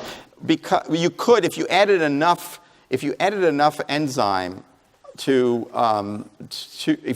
phage, you can explode a bacteria because you have so many phage that inject their DNA and digest the wall. You can explode an organism. That's been known, but it's very localized. It's a very localized, controlled drill that's drilling in there. It's not enough to explode the organism. Yes. Enzymes in nature in extreme conditions of pH and temperature. So what happens if someone has a high temperature? Will these enzymes still be effective in their body? Yeah, I think I showed one of the slides that this enzyme will work up to 60 degrees centigrade, and that's pretty high temperature. So they probably will work with people that have high temperature. And also, do people think that this might become like a vaccine? Like, would they insert the phage into people's bodies before they infect the bacteria? Yeah, not likely because again the half-life of the enzyme or the phage is very short. So you unless you anticipate getting sick tomorrow or in a few hours, it really wouldn't work. Yeah. Yes. Two questions. First of all, we discussed temperature on the slide, but how does pH levels affect the enzyme? Yeah, the question is, well, how does pH affect these enzymes?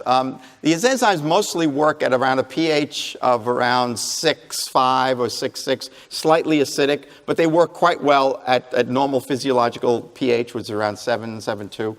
So they work quite well under physiological conditions. If you go to the extremes of on pH 8 or pH 4 or 5, then they lose their activity very rapidly.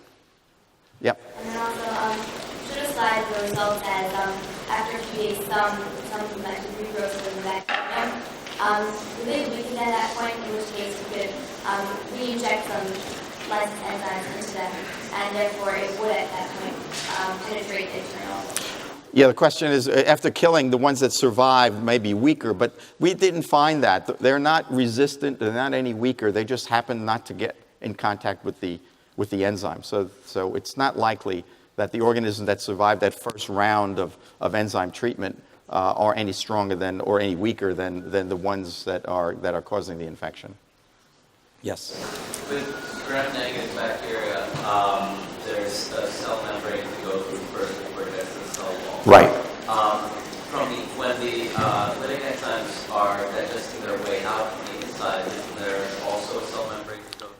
Yes, I didn't want to get into too much detail about that, but what actually happens when the enzyme it goes from the inside out, the normal way, is that the phage has coded for a protein that basically forms a pore in the membrane. So what happens is that the enzyme, the lytic enzyme, accumulates in the cytoplasm, and it just sits there accumulating. And then the clock for lysis is that the phage has coded for a protein that makes a pore in the membrane. And when that pore is produced, the enzyme diffuses through that pore and hits the peptidoglycan and cleaves it.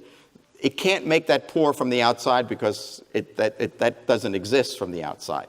So that's how it really works, is that the pore is produced. If you mutate the pore, which is called a holin, if you mutate that gene and the bacteriophage can't make that pore in the membrane, what happens is the bacteriophage keep being produced and produced and produced. The bacteria are getting fuller and fuller, but they never lyse because that pore has, even though the enzyme is produced, it can't get through that inner membrane to get to the peptidoglycan. So they really fill themselves up with bacteriophage. And when you have a burst size of, say, 100 phage, and one that has a holin mutant may have a burst of, if you burst it, of about 200 phage. So because the phage are constantly being produced, they don't lyse. Yes? Because you're producing so rapidly in bacteria and bacteria is constantly congregating, what are normal production of phage affect the body in a negative way?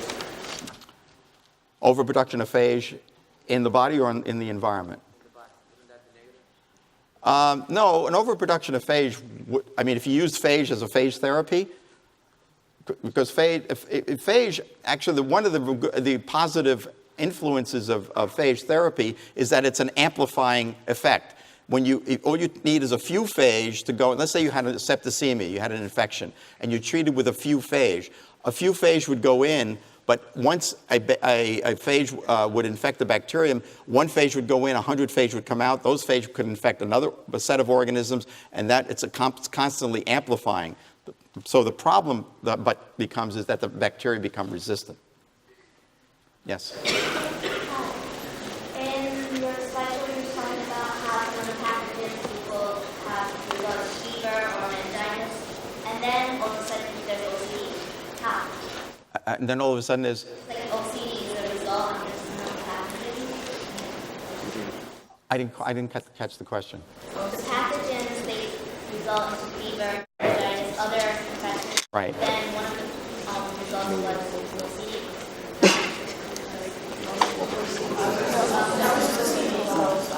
OCD. Oh, I'm sorry. Obsessive compulsive disorder. Yes, we don't know. What is known is that it's an observation that children have obsessive compulsive disorder. If they get a strep throat, their symptoms of obsessive compulsive disorder exacerbate. They get worse. And then once you treat the strep throat, they stay fairly stable, and then they get better. And if they get another strep throat, their symptoms go up. So it's believed that there's an association between a strep infection, a product of a strep that's produced, that causes the obsessive compulsive disorder to occur. So if you can keep the strep under control, if you can prevent strep infections in obsessive compulsives, then you could eliminate their symptoms. Yes? We're always talking about punching and drilling and exploding. What effect, if any, does that have on the surrounding tissue? It have no effect on the surrounding tissue because the organism is exploding. We're not putting a bomb in here and exploding it. It's just that it just pops. It's like a balloon. If we pop the balloon here, it's not going to really affect you. It won't hurt you. Yes? When do they just using these enzymes in Oh, and when do you anticipate using them in humans? Well, it's a long development time. These enzymes, if we started today developing them for human use, it would take probably 7 years or 8 years before you can actually see it on the market. The anthrax enzyme is under a different set of conditions because the anthrax enzyme is not going to be tested in phase 2 and phase 3. It would only be tested in phase 1, which would mean safety, which would mean that what they would do is give it to humans and see if it was safe, but you wouldn't give it to people that had anthrax because you can't give people anthrax. So that would be a shorter development time. But normally what you would have to do is once you show it's safe, then you have to go into phase 2, which would mean giving it to people that are infected. Once it's on the market, what does that mean that you can buy an enzyme? It would probably be a prescription first, and then maybe if it's deemed to be very safe, then it could be on the shelf, and you can just spray your nose or spray your throat. Like you take Listerine in the morning. Before you get onto the subway, you just spray. That would be a long time. Yes? You probably could take it in by inhalation if you wanted to get enzyme into your lungs.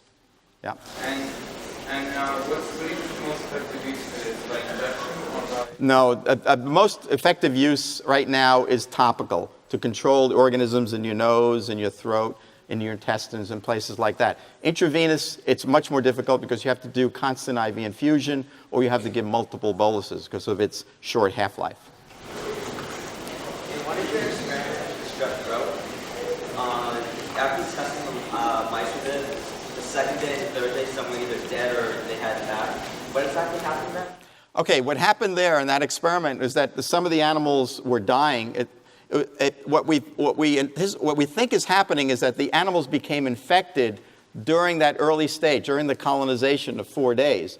Once the organisms get into a cell, the enzymes can't follow them into the cell because they're large molecules. They're not like antibiotics that are small molecules that could follow them into the cell. So the enzymes will work on topical surfaces, but they will not follow an organism into a cell. I think we're ready for lunch. But I'll be around. So if you want to ask me questions, I'll be around, and we'll see you at 1 o'clock.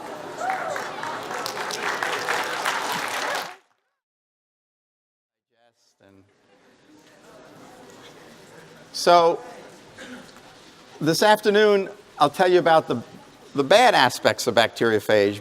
As I mentioned this morning, we thought bacteriophage only infected bacteria, which they do, but they had no real effect. They kill bacteria, let them worry about it, kill bacteria, that's fine. But what's really changed everybody's thinking about bacteriophage is the genome project.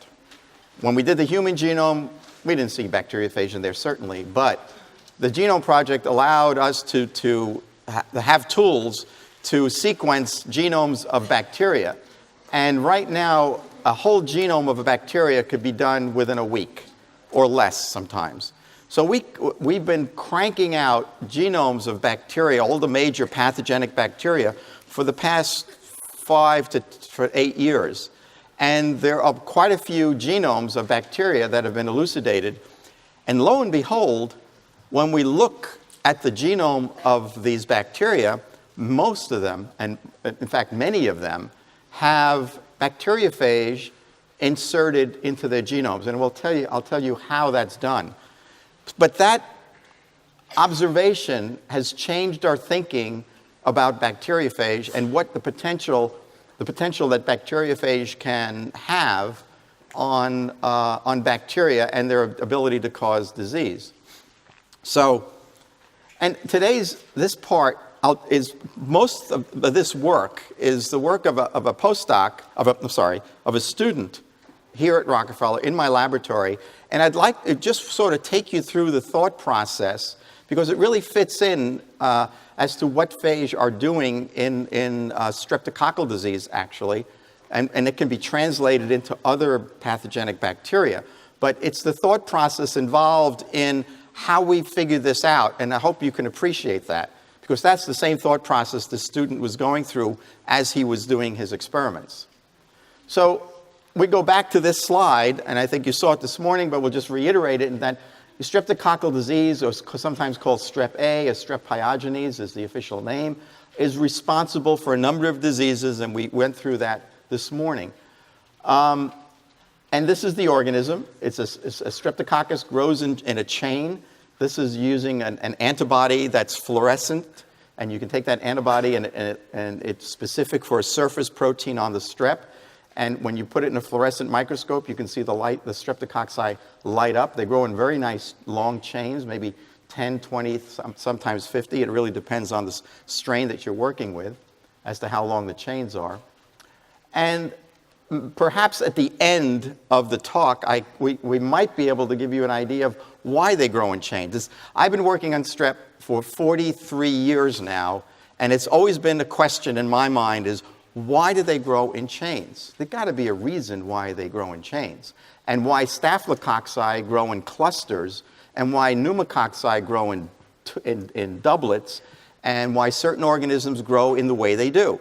And they've always done this, and there's got to be a reason why they do this. And in the process of figuring out what I'm about to tell you, at the end, I think perhaps might be perhaps an explanation as to why they grow in chains. So the initiation of a strep throat. How do you get a strep throat? Well, a lot of strep throats start right there. That's a good place to start whoops, let's go back again. Start here in a daycare center or a toddler center here where kids are playing together, and one of these kids may have a strep throat, and he's playing and he's chewing on a toy, and the next child goes over and he picks up the same toy and puts it in his mouth, and lo and behold, 4 or 5 kids in that school have a strep throat. And basically, it starts out with saliva that's contaminated with streptococci. And here, there's this guy, and here's contaminated saliva, and that saliva will make its way into the throat, and those organisms would then find their way to the throat. They attach, and then they start the infection process. And here is an electron micrograph of pharyngeal cells, and now these are pharyngeal cells that we can put in culture. We can grow them in a petri dish, and if we add streptococci to it, you can see here the organisms are attached to the surface of that pharyngeal cell. And if you see, they're not really attached completely. If you look very closely, there are proteins on the surface, fuzz. It's like taking a tennis ball. The fuzz on a tennis ball are proteins on the surface of these bacteria. And these proteins are used to interact with the pharyngeal cells. And it's the proteins and protein interaction that allow this whole process to occur.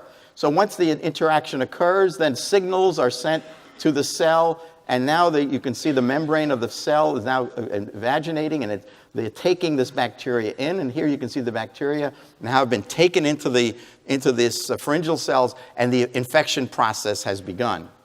So the question that we came up with was, well, are proteins secreted during this contact? And in other organisms, like in gram-negative organisms, people have found that there is communication between bacteria and cells. Bacteria don't have eyes, but they need to know where they are in order for them to do what they need to do. And they don't want to produce proteins and do various metabolic functions if it's sitting around on a desk somewhere. But if it's in the right place, then it's going to start the process. It has to survive. And it wants to know where it is. And it knows where it is by taking chemical cues to say, I'm in the intestine, or I'm in the oral cavity, because there are various compounds at those sites that tell the bacteria where it actually is. If you didn't have eyes and you could walk around, you would have to touch and feel and get signals from the outside in order for you to know where you are. Well, that's exactly how bacteria function. So the question we asked, well, when this contact takes place, are proteins produced in response to that interaction? So the way we asked the question was we took human pharyngeal cells in culture, we were growing them, and pharyngeal cells will produce their own proteins because they're growing and they're secreting proteins. But if you add a chemical called cyclohexamide, you stop all the protein synthesis of human cells. It will just stop them completely. So now you have cells, human cells, that don't produce these secreted proteins, and if you add streptococci and you add a radioactive amino acid, to label anything that's produced by the Streptococcus, you would end up with proteins. All the proteins that were produced are now labeled with radioactivity. Then now you can follow those proteins in the laboratory. So what you do is you do this mixture. You take the cyclohexamide treated organisms. You add the methionine, radioactive methionine, and all the proteins that are produced by the Streptococcus are now radio-labeled. You put that on a gel, and you determine what's being produced. So here is a gel. These are proteins on a gel that are radioactive. We put a film over it, and the film would be exposed by the radioactivity. So the proteins at the top are larger, and the ones at the bottom are smaller because the gel acts like a sieve. So in this lane, we have just the pharyngeal cells with no strep and no cyclohexamide. And you can see the pharyngeal cells are producing a lot of proteins. But if you take the pharyngeal cells, add without streptococci, but you add cyclohexamide, nothing is produced. So we've completely stopped the production of any of the proteins produced by the pharyngeal cells with the cyclohexamide. So now we take those pharyngeal cells, you have the cyclohexamide, the pharyngeal cells, and now you add the streptococci to it, and lo and behold, a bunch of proteins are produced. These are streptococcal specific proteins. These have been produced because it became in contact with the pharyngeal cells, because the control here is just streptococcus and cyclohexamide without the pharyngeal cells. So without the pharyngeal cells, hardly anything is produced. There's a little bit of protein here, maybe something up here, but virtually nothing. But once it sees the pharyngeal cells, it produces a lot of protein. So that was a cue to us to say, there is some sort of signaling that's occurring. When the strep sees the pharyngeal cells, it turns on certain genes because it says, I see pharyngeal cells, that is my home. Because as I told you this morning, streptococci like human throats.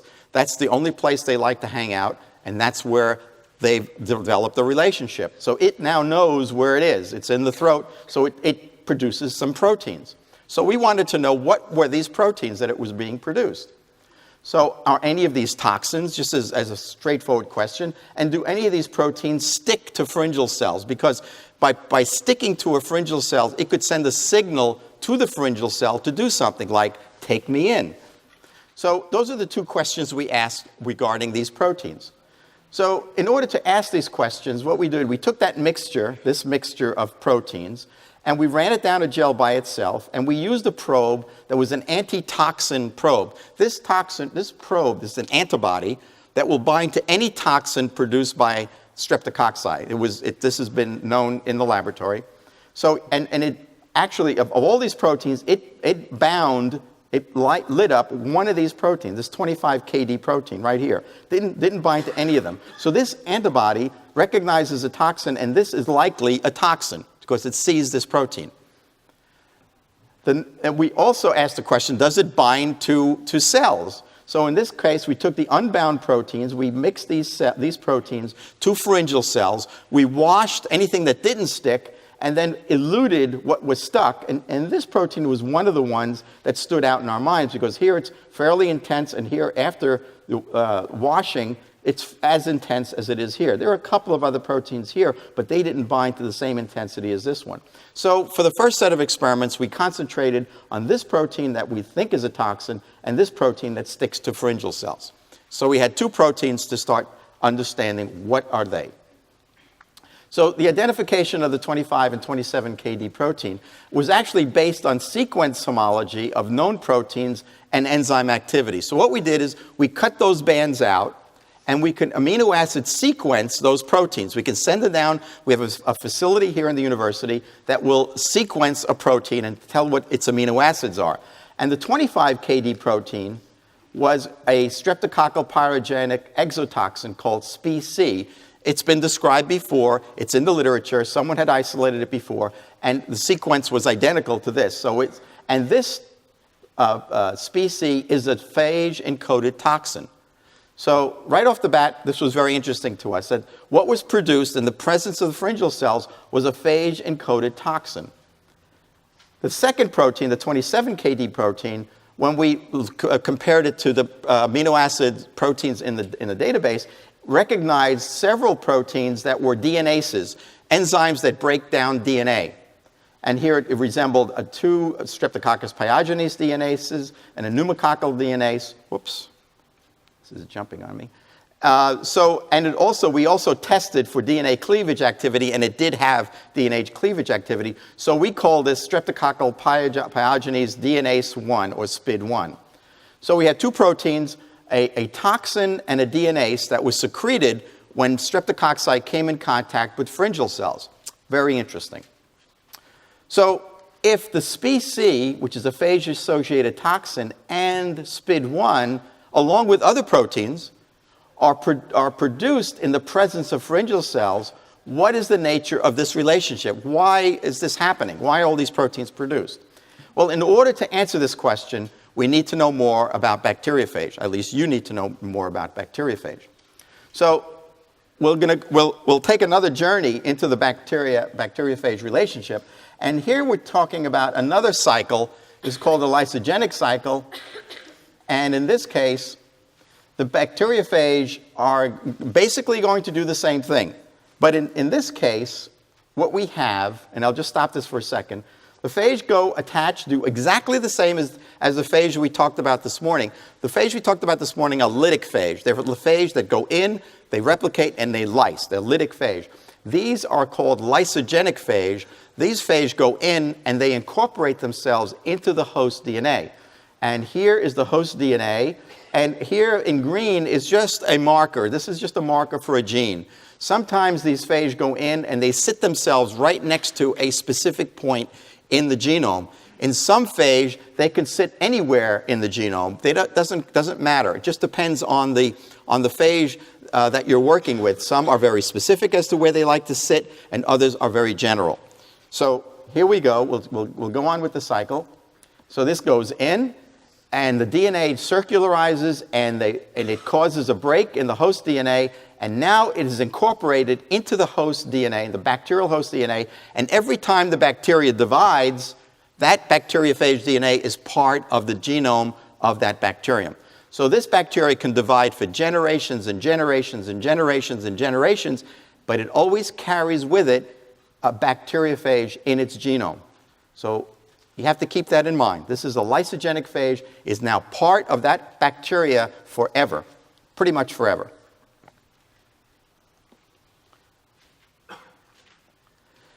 So if we look in the literature and you look at toxins that are being produced by bacteria, it turns out that mostly all the toxins that bacteria produce are carried by a bacteriophage. So for instance, botulinum toxin, an organism that causes botulism, is produced by a bacteriophage.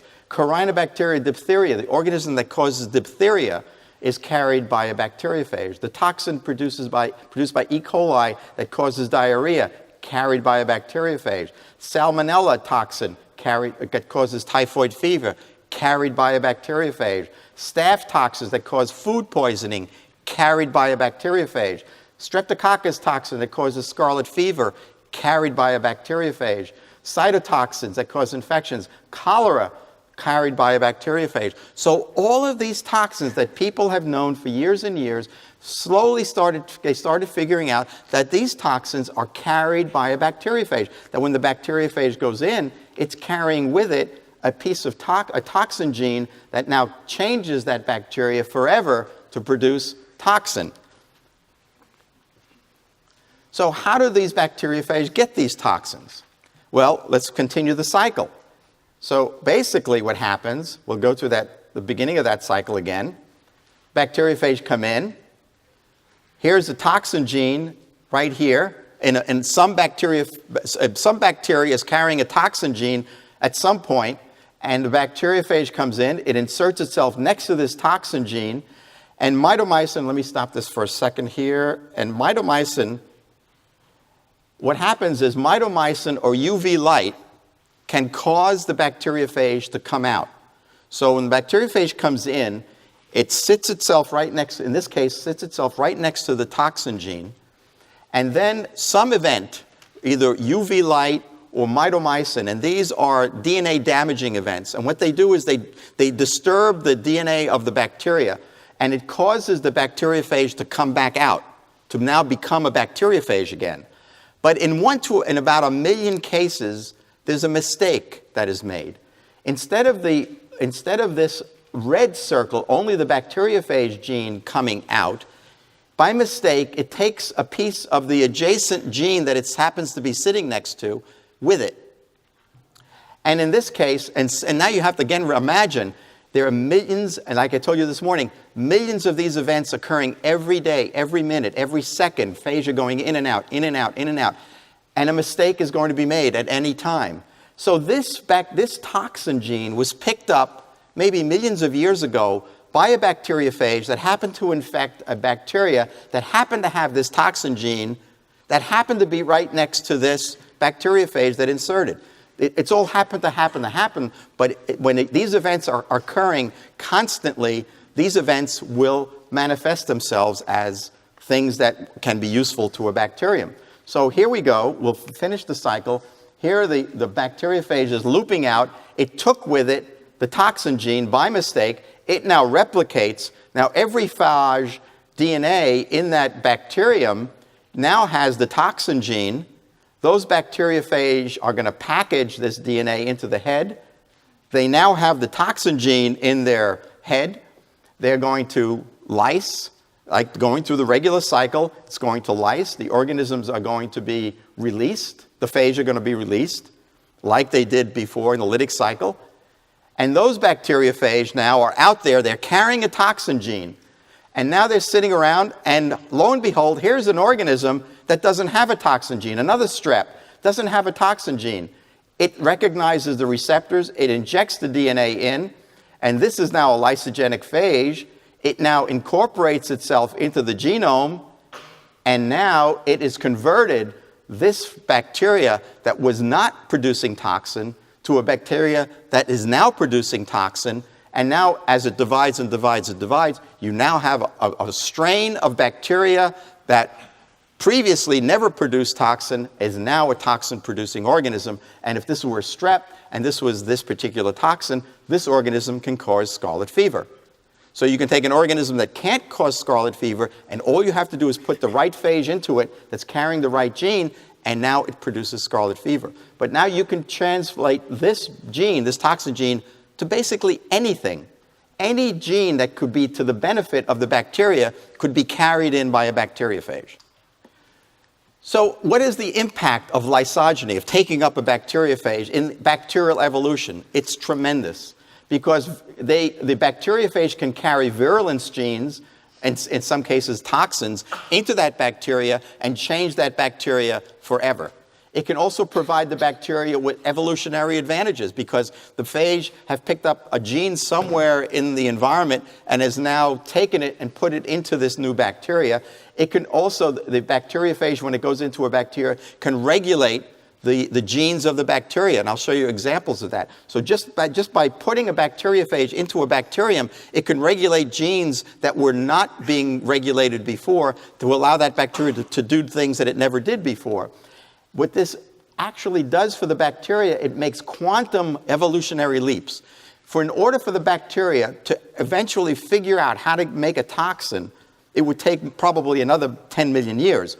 But the fact that a phage has taken it in and just put it just like that, dropped it right in instantly, it caused a quantum leap in evolutionary change in this bacteria, and therefore it's a major way in which bacteria can evolve very quickly by taking up the bacteriophage. So even though bacteria don't like bacteriophage very much, they do like them because these guys will bring things in that could allow it to survive better in the environment. And I'll show you examples of that. So here's an example, and we'll take a little bit of a turn here to give you examples of how bacteriophage make changes in bacteria. So here is the Phage. Remember this morning we talked about the Phage enzyme from the bacteria, from the lysine. And this, what we did here is we put a fluorescent tag on this enzyme, and we asked the question, where does this enzyme bind in the cell wall of the bacillus? This was the anthrax bacillus. So here's a chain of bacilli. You can't see, it looks like a single bacillus, but there's a chain here, and here's a single chain here. And we have a fluorescent tag on this enzyme. And here you can see, when you're looking at a fluorescent microscope, you can see the enzyme binds in these very specific spots along the chain of this bacillus. And if we superimpose these two, as it turns out, the enzyme is binding at the ends of the chain. It doesn't bind along the shaft of the chain of the bacillus, it binds to the end of the chain. So that's really quite interesting. So what we did is we took this is an RSVF organism. This is that one rare organism that I told you about this morning. And we did the same experiment with anthracis, and you can see the pattern is completely different. Instead of binding to the ends, this enzyme bound all the way around the shaft of the bacillus.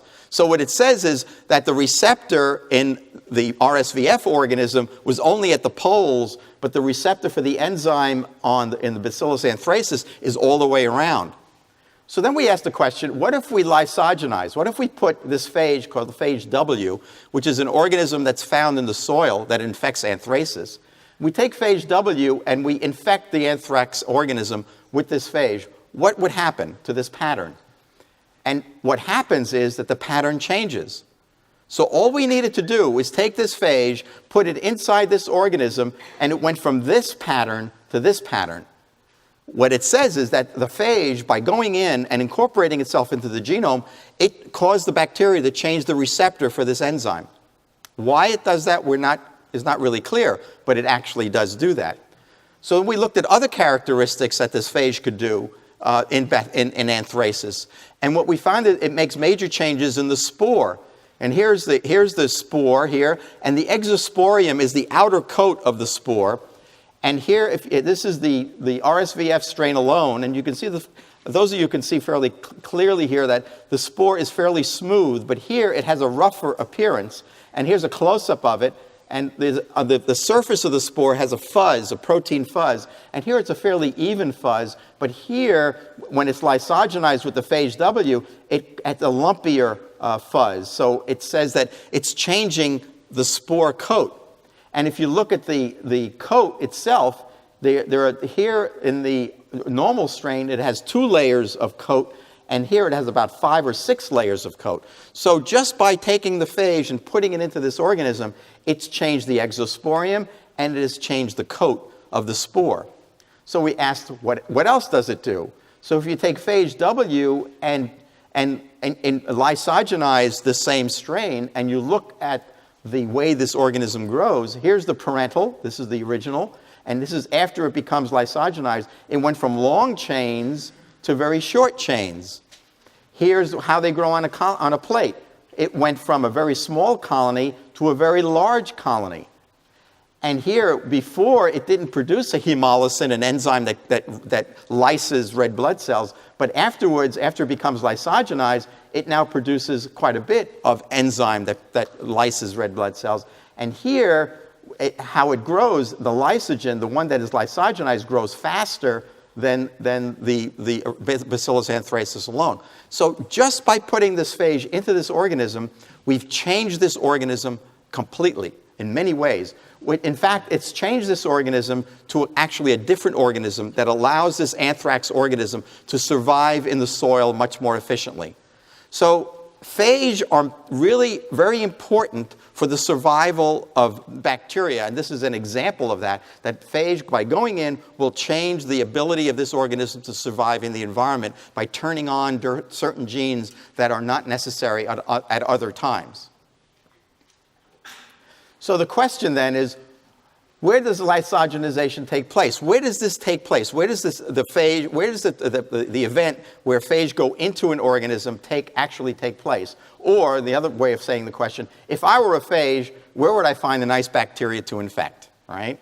So if soil phage find their hosts in the soil, and water phage find their hosts in the oceans, lakes, and rivers, where do phage that infect human pathogens find their hosts? Where would they find their hosts?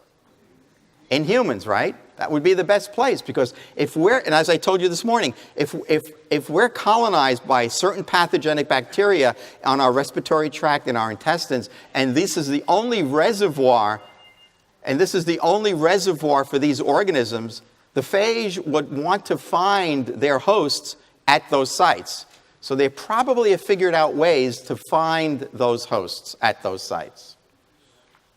So as I mentioned this morning, humans are asymptomatically colonized by pathogenic bacteria. And these are just examples, as I mentioned this morning. Strep pyogenes, Strep pneumoniae, Haemophilus influenza. These are others that I didn't discuss this morning. Staph aureus, Neisseria meningitis in the nasopharynx.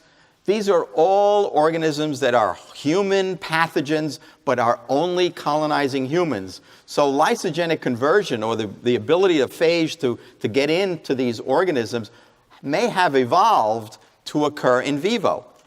It makes sense that they would want to, if they had a better chance, if you were a phage, and you said the only way I can survive is to produce my babies in other bacteria, and the only way I'm going to find those bacteria are in humans, then you had to figure out systems that you know where you are in order to infect that organism. You're not going to find those organisms in the soil or on the desk or any place like that. So let's go back to the original question. If Spe-C, a phage-associated toxin, and SPID1, along with other proteins, are produced in the presence of pharyngeal cells, what is the nature of this relationship? So here is a streptococcal genome, one of the genomes that was published, and lo and behold, yes, they have many bacteriophage in the genome. In fact, this one has four phage, but these three are defective. What happens here is that what the phage have done is they've gone in, they've incorporated themselves in the DNA, and then over hundreds of years, the bacteria says, I don't need that gene, I don't need that gene, I don't need that gene, and it starts throwing out genes that it doesn't need. So these are basically defective phage, but the bacteria keep certain genes that the phage have picked up in its bouncing around for its own purposes. So these are defective phage. These will never come out, as I showed you before, as new phage. But this one, this 370.1, is an intact phage. This one will loop out and become a new phage. And when we looked at the genome of this phage, lo and behold, here is SPID1 and here's Spe-C. And what happened here, if you think about how this occurred, probably millions of years ago, that it picked up Spe-C, because it's right at the end. This is the end of the gene. This is the attachment, and this is the rest of the bacterial genome, and this is the other attachment at the other end. So this is this is the first gene in the phage genome is SPID1, and the next one right next to it is Spe-C. So millions of years ago, it picked up Spe-C, and it went bouncing around and got into streptococci, and the strep said, hey, this is good, I can use this toxin for my own purposes. And then it went out and it picked up SPID1, and for some reason, it kept it there. Why did it keep a DNase and a toxin, and it kept it in that genome all the time? And when we look at other streptococci that have Spe-C in them, they also have SPID1. So both of these are very important for the survival of this organism. So, and I'll tell you about that in a few minutes. So this is what's quite interesting, that both of these genes are in the genome and both produce at the end of the bacteriophage genome. So we still haven't asked the question whether phage are coming out. The only question we have here is that these two proteins have been produced during pharyngeal cell co-culture. But if you look in the literature, we find that bacteriophage-encoded toxins are released when bacteriophage are released. So diphtheria toxins, strep toxins, Spe-A, and E. coli toxins are all produced when the bacteriophage come out. So that certainly suggested to us that the phage was also being produced when we took the strep and put it with the pharyngeal cells. And lo and behold, when we looked at that, we looked at for phage release, and yes, this is the control, when we have no co-culture with pharyngeal cells, and here with the pharyngeal cells, after an hour, we have 10 to the 5th, almost 1 million bacteriophage being produced during that co-culture with the pharyngeal cells. And this was the first evidence that phage induction and lysis occurs without UV light and mitomycin. Before this experiment was published, the only way you could get a bacteriophage out of one of these bacteria is to expose it to UV light or add mitomycin to it, and then these bacteriophage would come out. This is the first time anyone has shown that if you take a natural substance, something from a pharyngeal cell, and add it to a bacteria, it causes the phage to come out. Well, there's got to be a reason for that. This is just to show you that here's the phage that we got out of it, and you can see here, these are empty heads. These are injected their DNA already, and these are full heads with DNA in them. And when we checked them, they all had the Spe-C gene in them. So this was the phage that was actually released when the pharyngeal cells were added to the streptococci. So the question we then wanted to ask, well, does the strep have to interact with the pharyngeal cell in order for this to happen?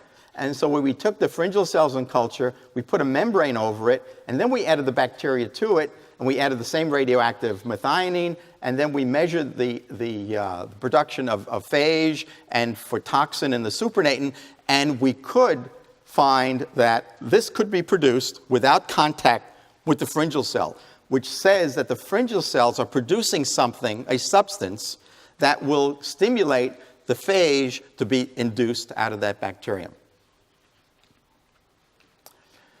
So we were starting to wonder, how efficient is this process? Because normally, toxigenic conversion, which means when the phage goes in, it acquires a toxin gene. So it's the result of toxin acquisition as a result of lysogenic conversion. Lysogenic conversion is a phage going in and lysogenizing that organism.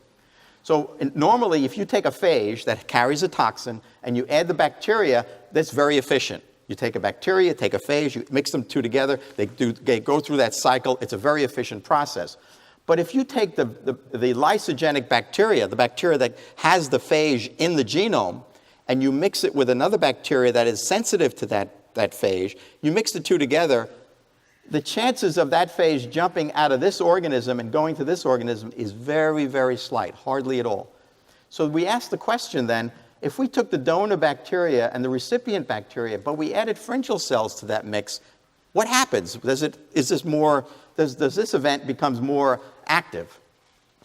So in order to do that experiment, we needed to make some constructs in the laboratory. We needed to follow both bacteria very efficiently. So in order to follow the phage that's sitting in the genome of the one bacteria, we added kanamycin resistance gene and replaced the SPID1 genes. We kept the toxin, but we replaced this gene with kanamycin. So now, when this organism grows, it would be resistant to kanamycin. So that's a marker for that organism, for that phage. And then we also took the recipient organism, the organism that is sensitive to this phage, and we make it streptomycin resistant. So now the experiment is, if we take the bacteriophage that's lysogenic, that has a bacteriophage in its genome, it's now kanamycin marked. If that phage lyses the organism and those phage infect this other organism that's streptomycin resistant, you end up with a new organism that would be streptomycin and kanamycin resistant. So if you put these organisms on a plate that had streptomycin and kanamycin, this organism would die because he's sensitive to kanamycin. This organism would die because he's sensitive to streptomycin, and the only thing that would survive is the organism that acquired that bacteriophage that jumped from this organism to this organism. So now we're ready. We have our marked strains, and now we're ready to do the experiment. So here's the experiment. So we mixed the donor, lysogenized, kanamycin-resistant strep, and we mixed it with the recipient, streptomycin-resistant strep. We grew them both together for 18 hours, and then we plated them on streptomycin and kanamycin plate, a plate that had both antibiotics. So the only thing that would grow is an organism that had both antibiotics, and that would be the one in which the phage jumped from one organism to the next. So this is just mixing the organism and organism. And if you grow them normally in this type of media or this type of media, you get nothing. So these bacteriophages don't just jump out spontaneously and jump to the next organism. It doesn't happen. It's a very, very rare event. But if we added pharyngeal cells, or we just add the supernatant of pharyngeal cells, just grow the pharyngeal cells, take the supernatant of the pharyngeal cells and add it to the bacteria, we see a frequency of these doubly resistant bacteria forming, which says that something in this pharyngeal cells caused the phage to lyse and to jump to the next organism.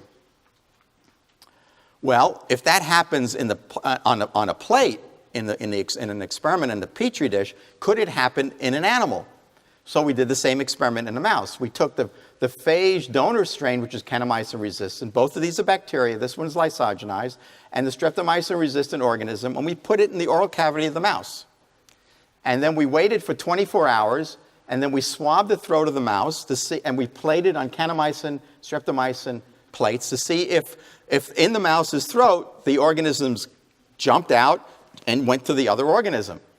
Well, when we did this experiment, we found nothing.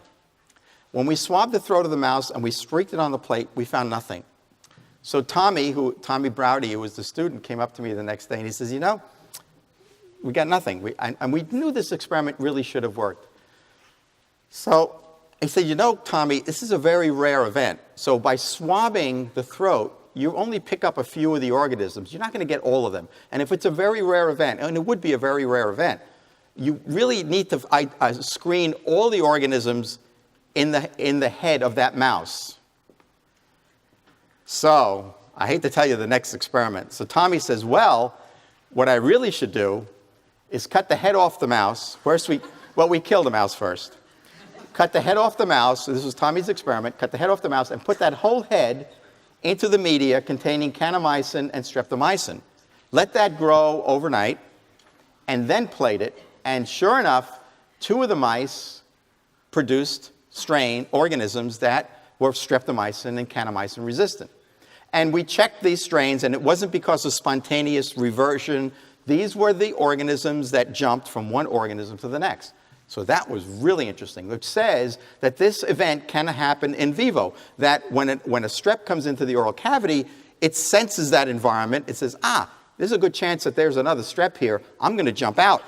And those are the signal that gets that strep to come out. That strep can then go swimming around and find another organism and infect. And now that phage has propagated its own progeny. So the next question we then asked is, can phage alone, not bacteria or anything, can phage alone be a communicable factor? So can just the acquisition of phage cause this to happen? And you could think about it, if a child in a daycare center, when they exchange saliva, maybe it doesn't have to exchange just a bacteria that goes over to the next child. Maybe it's the hundreds of bacteriophage that have lysed from the organism that child was carrying, and that phage went into the next child. What would happen in that case? So we did that experiment. So here in the person-to-person transmission of phage, that is in saliva, we get lysogenic conversion of the colonized organisms or commensal organism, and then you can gain virulence and then infection. So here we did that experiment where we take the mouse, we colonized the mouse with the streptomycin-resistant recipient strain that was sensitive, and then we just added phage. No bacteria here, just phage. And then we asked the same question. And 3 of the 4 mice, we didn't have to cut the head over these. Oh, yeah, we did actually have to do that. It was a rare event. But 3 out of the 4 mice showed that the phage had gone in and converted the organism that was already colonized. So what that really says is that infection can occur without challenge from an exogenous bacteria. That potentially you can get an infection from an organism that has just acquired a phage, so long as that phage has the right genes, that phage is carrying a toxin or it's carrying a virulence determinant that changes that organism that's in your oral cavity or in your gut or wherever in your body. So in summary, let's go through the process. So what I think is happening is here's your mucous membrane. Here's a colonizing strep. About 30% of us are carrying this guy in our throat. And here's a lysogenic, or a strep that has a phage sitting on its genome. And it's taken into your oral cavity. Somebody sneezed on you on the subway, and that organism drops that little droplet of saliva just got on your lip, and you go like that, and now it's in your mouth, right? And that organism now comes in, and he comes into your oral cavity, and he makes contact with this spiff, this molecule that induces phage. So what it does is it causes the phage to induce. Now, when phage induce, let's go back to the question of why was the DNase there? The toxin I can understand, but why was the DNase there? When phage induce and they lyse, DNA is a very viscous substance. It's very gummy. So it probably picked up the DNase gene because when it lyses, the phage will get trapped in this gooey DNA of the bacteria that is just lysed. So it produces the DNase in order to solubilize that DNA in order to allow the phage to be more accessible in the environment. So now it produces the toxin and DNase, so the DNase solubilizes the DNA, so these phage are more free, but that toxin could allow the rest of the chain to cause an infection. These bacteria and bacteriophage are probably working together. So the fact that it's picked up this toxin and DNase, it's helped the bacteria cause this infection process. Without this toxin, it's probably not as efficient a process. So this phage, this bacteria, or the rest of this chain can infect. So now the bacteriophage is free. It can go over and now infect the colonized Streptococcus. Or a phage alone coming from an outside environment can come in and it can infect the colonizing organism. And that phage injecting its DNA, that DNA goes into that organism, changing that organism, causing lysogenic conversion of that organism, producing a new strain and perhaps even disease. So this process we were able to show in animals. We have to show whether this actually happens in humans, but it's very likely that the same event happens in humans, and that we used to think that phage really didn't play much role in disease, but I think in this case, phage are playing a major role in disease, not only as toxin producers, but in changing that organism to allow it to be more infectious. And it also, as I mentioned in the beginning, could explain why streptococci grow in chains. So think about that for a minute. How does this help us think streptococci grow in chains? Well, if the streptococci was a single organism, and it came in as a single organism, and it was induced and lysed, that single organism is dead. Because once a phage gets in, or once a phage is induced, this organism right here is dead. But this induction process is not very efficient. It's not going to induce every single organism in the chain. It's a very inefficient process. So what we think has happened is that the phage, when it was a single organism, well, if I get in there and then I lyse, I'm dead and I can't cause an infection. So let me grow in chains. So if I grow in chains, then this guy is sacrificing himself for the rest of the chain. So he sacrifices himself. He allows the rest of the chain to infect. These guys can then grow and proliferate, and the phage are able to grow, and they're able to proliferate, and everybody's happy. So I think that why phage grow in chains is probably because the survival of these organisms in the environment to allow them, some of them to sacrifice themselves, and others to survive that sacrificial lamb event that the one bacteriophage-induced bacterium allows it to do. So in 1998, there was an announcement of drinking water contaminant candidate list. It's a huge list of things that are able to be in drinking water. And bacteriophage were excluded from that list because they were not pathogenic for humans. Well, I think we have to start thinking a little bit differently, that bacteriophage could be potentially infectious to humans as long as you get the right combination of bacteriophage. So in the future direction, we want to do is mine the bacteriophage population for new anti-infectives or enzymes. And this is a new field called metagenomics.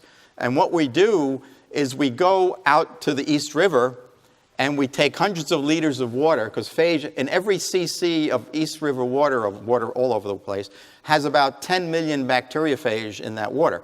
So we take hundreds of liters of water and we concentrate it down to concentrate the bacteriophage, and then we shotgun clone, we cut all those bacteriophage up into pieces, and the genome into pieces, and we're looking for these halos around those clones. So we're looking for new enzymes, we're looking for other things that the phage have picked up that may be lethal for bacteria. So in a sense, we're mining the bacteriophage population because they've been out in that environment looking for all kinds of neat things that they've picked up by mistake and put into their genomes, and we want to find those things that will actually kill bacteria. So this is a major thrust in the lab to try to figure this out. And we're also trying to identify genes, enzymes for gram-negatives. As I told you this morning, it's a major problem, but I think they're out there. And also, we want to modify these enzymes for greater activity and stability in vivo.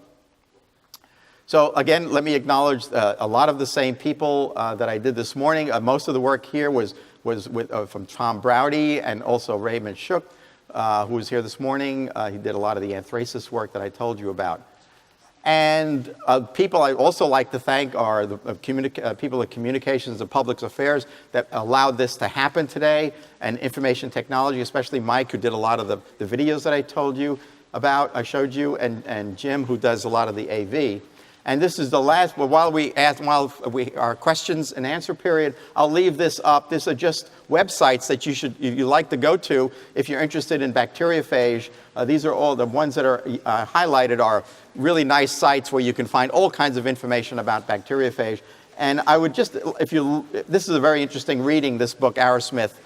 It tells you all about the early days of bacteriophage research. Thank you.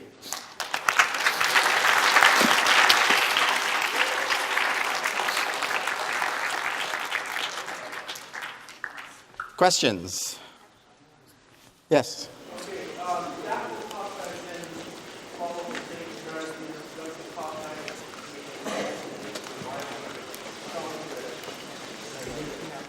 We haven't done the experiment specifically with Staphylococci. The question was, do Staphylococci do the same thing? Staphylococci, instead of growing in chains, they're growing in clusters, like grape-like clusters. So I suspect it's the same thing. Staphylococci are loaded with bacteriophage, so they're probably doing the same thing. Right. They have a different strategy. We have to figure out why they grow in diplos. There are reasons why bacteria grow in the way they do. They're tetragona. They grow in tetrads. Why do they grow in tetrads? And they've been doing this for millions of years. There's got to be a reason for it. So it may not be always phage related, but there is a reason why they do this for survival, and they just haven't figured it out yet. Yes? So what is the source again of the toxin? Where did it come from? Who knows?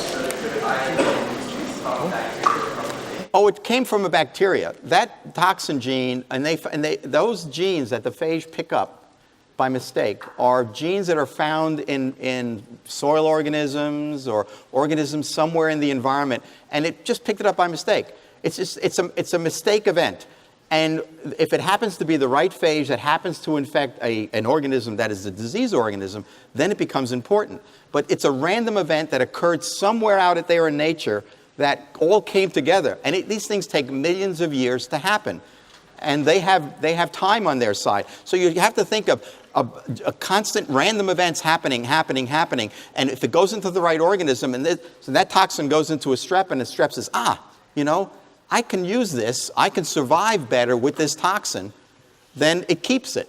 It doesn't kick that phage out. If it didn't need it, it kicks it out. It throws those genes out, and it keeps what it wants. So the phage, or the bacteria, is sitting there and say, okay, phage, you can come into me as long as you take things that I want to use. And if I don't need them, I'm just going to throw those other genes out. And that's why you see in a lot of these bacteria defective phage, because what they've done is the bacteria thrown out a lot of other genes but kept the ones it wanted, and for its own survival.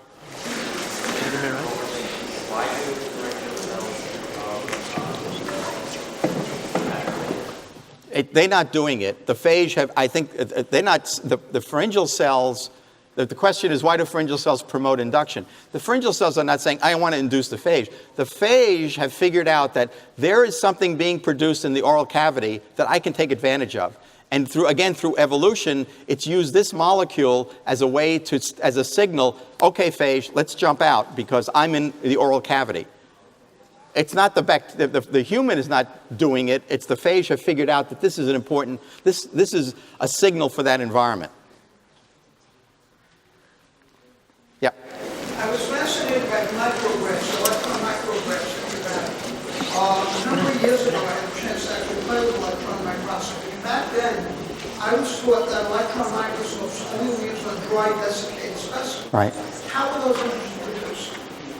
I was amazed. No, they're not desiccated. They're just these are just pharyngeal cells, and what you do is you fix them with glutaraldehyde, and then you embed them, and then you compact them and use to slice them.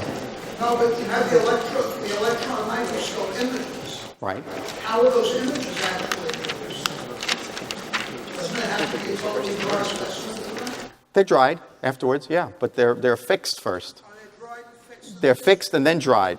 Or they're fixed and dried and then sectioned, yes. They have extremely thin sections. Those electron micrographs are extremely thin sections. There are knives that are extremely, kind of very thin sections, micron sections, and then you can look through it. Yes? Do you think we have to worry about anyone creating a super disease or something like that and using it as something that, because you said that by counting you can accept the phages, right? Do you think we have to worry about someone creating a disease and using it as a... You mean phage? Well, it could be. I mean, the question was, do we worry about people making phage that could be cause disease? You probably could. I mean, if you thought about it, and none of us are here are terrorists, right? So I can talk, we can talk freely, right? So if you think about it, and don't tell your friends, but if you think about it, what you could do is, since you know what organisms are colonizing the oral cavity of humans, everybody has a repertoire of organisms that normally colonize the oral cavity or the gut. So what you could do is isolate a bacteriophage, or produce a bacteriophage that carries a number of different toxins or virulence determinants, and then spray those bacteriophage or put them in the water system. And as you drink these bacteriophage, they start colonizing or infecting the organisms in your oral cavity, and now you've created these monster organisms. It's potentially possible. It's potentially possible. It takes a lot of engineering to do it, but it's potentially possible. Yes?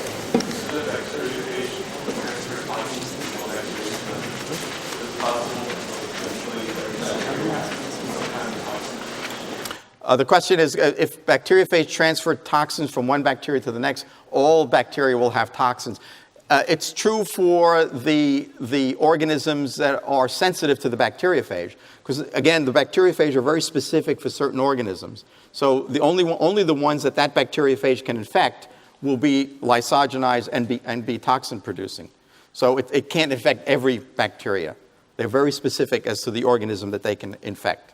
And eventually they will infect the great majority of those. Yes? I'm sorry?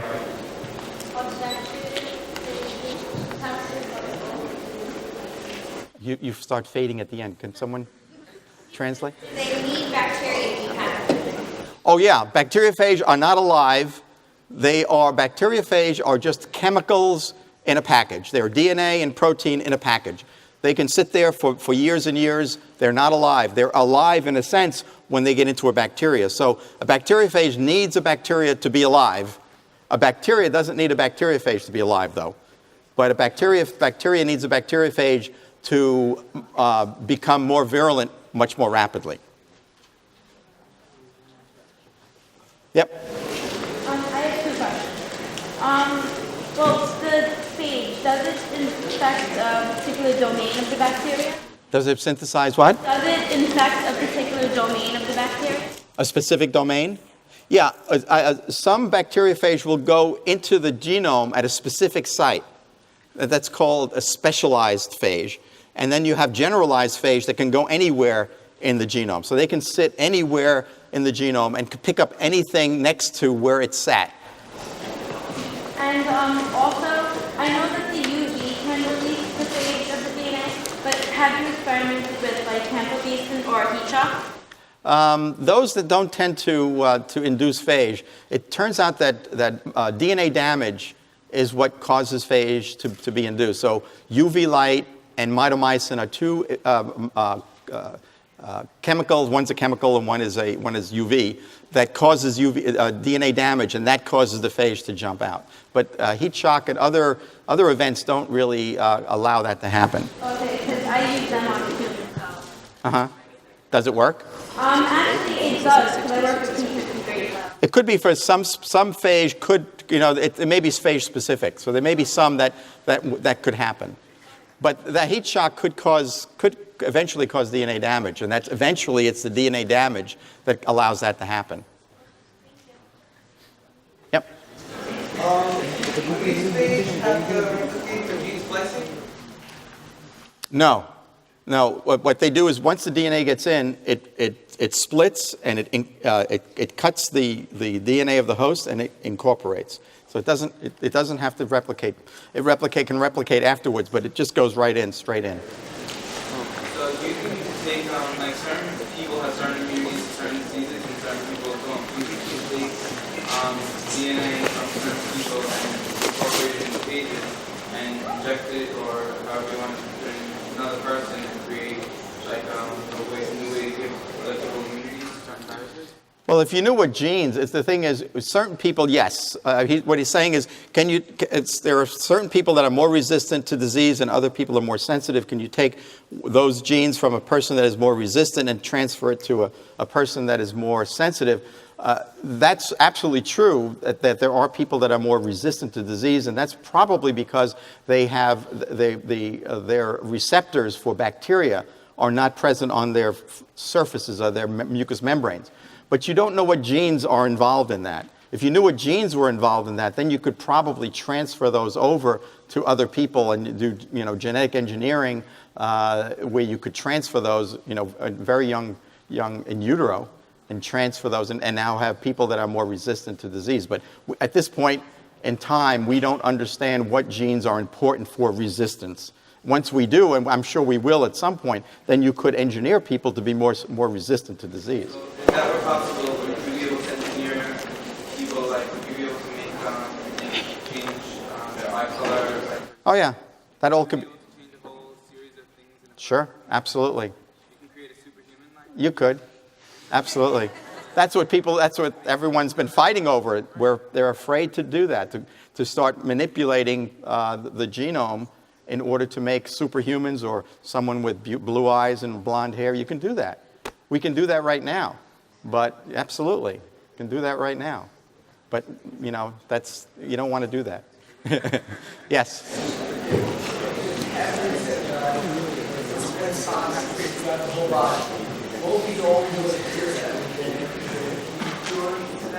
If toxins are produced throughout the body, yeah, that becomes very difficult. Once enough toxin is produced, what it does is it turns on your cytokine system, and you go into shock. So once you get beyond that certain point, there's no turning back. There's no way you can reverse that. So people die of shock because they can't reverse this process. So you have to start treating early when toxins are involved. So for instance, in anthrax, once you're exposed to anthrax, you have to treat within 48 hours.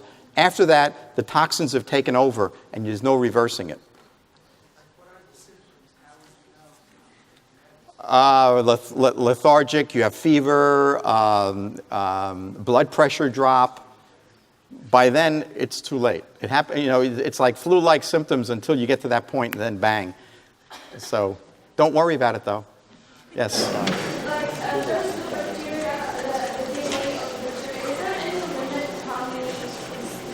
Phage? Yeah. No, actually, that one strain I showed you had four different genomes. There was another one that had 8 phage genomes in it. So, in fact, that was about 10 to 20% of a bacterial genome is taken up by bacteriophage. So there could be up to 8 or 10 bacteriophage in a single bacterial genome. So they're very, very common in many of the pathogenic bacteria, particularly streptococci. Yes? Does the bacteria perform any other life function?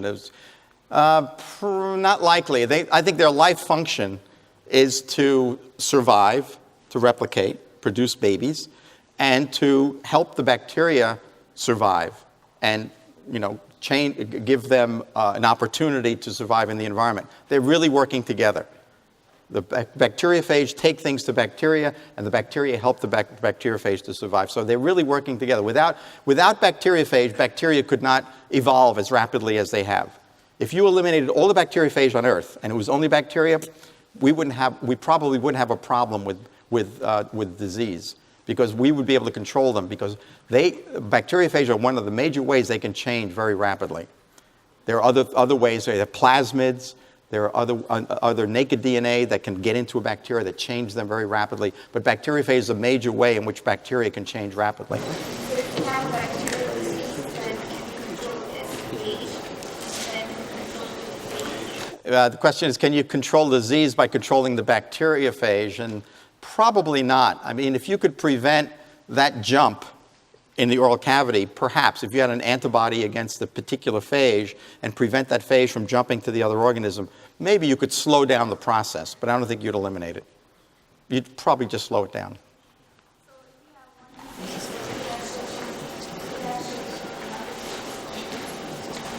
You can, you can go from one disease to the next if the bacteriophage is able to take that characteristic that caused that disease and carry it to the next organism. That can happen. It can take, if the reason for that disease is toxic, then it can take the toxin to another organism. That organism can now produce the toxin and cause disease. It could be some other characteristic like the ability to invade very efficiently. If he took that characteristic to another organism, this other organism can invade very efficiently, and that could be a more disease organism. So it's really this ability to jump to another organism and take a big piece of DNA to this other organism that allows the phage to control how virulent an organism can be. Yes?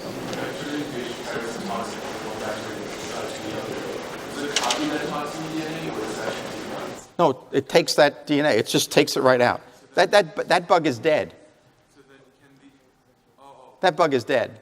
Once a phage gets in, the bug is dead. So it can do whatever it wants with it. So it's just taking that DNA out, loops out. It's going through its lytic cycle. That organism lyses. That bug is gone. So it's taken that very gene that bacteria had to its own. And then it replicates it, and now 100 copies of that toxin gene are now out in the environment. So where there was one in the bacteria, 100 are out in the environment. Yes, sorry. Is there a limit to how frequently this can happen? Is that each time they lysogenic, they go from one stage to the next, they're actually listening to the genetic information, since they're picking up information from the bacteria? Sometimes they can leave behind some information at the other end, but in many instances they will take the whole thing. The genome becomes larger.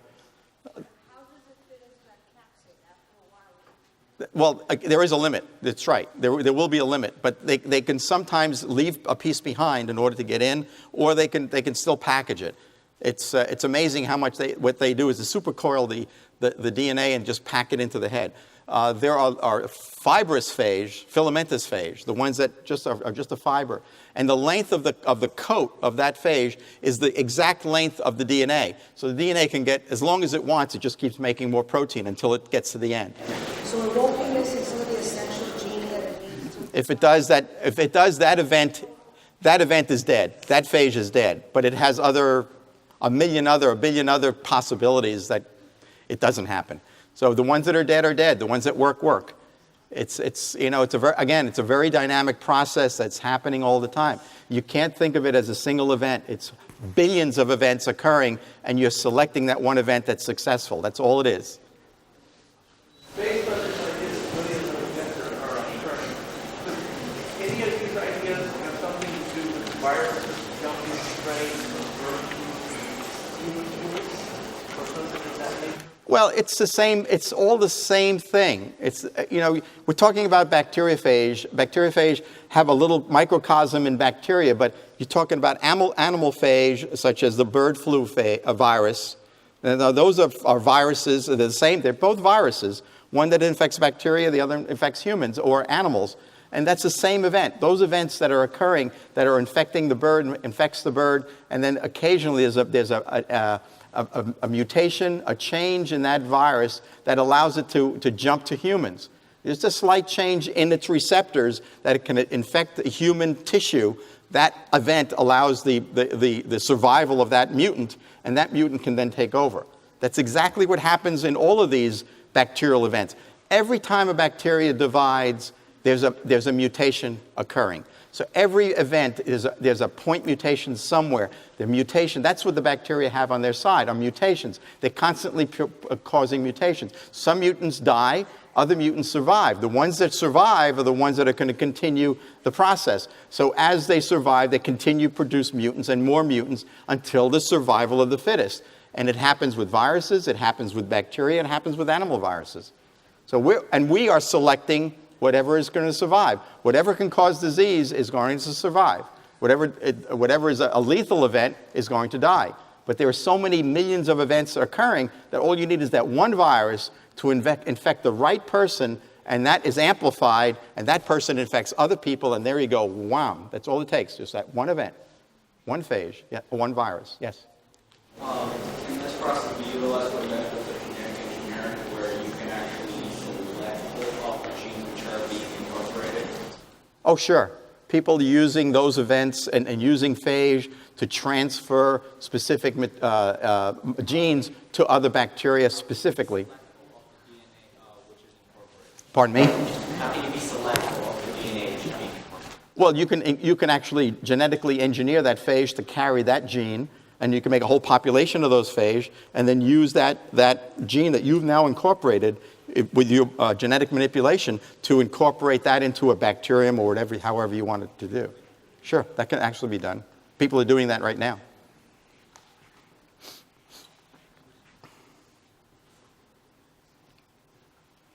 Okay, have a nice vacation.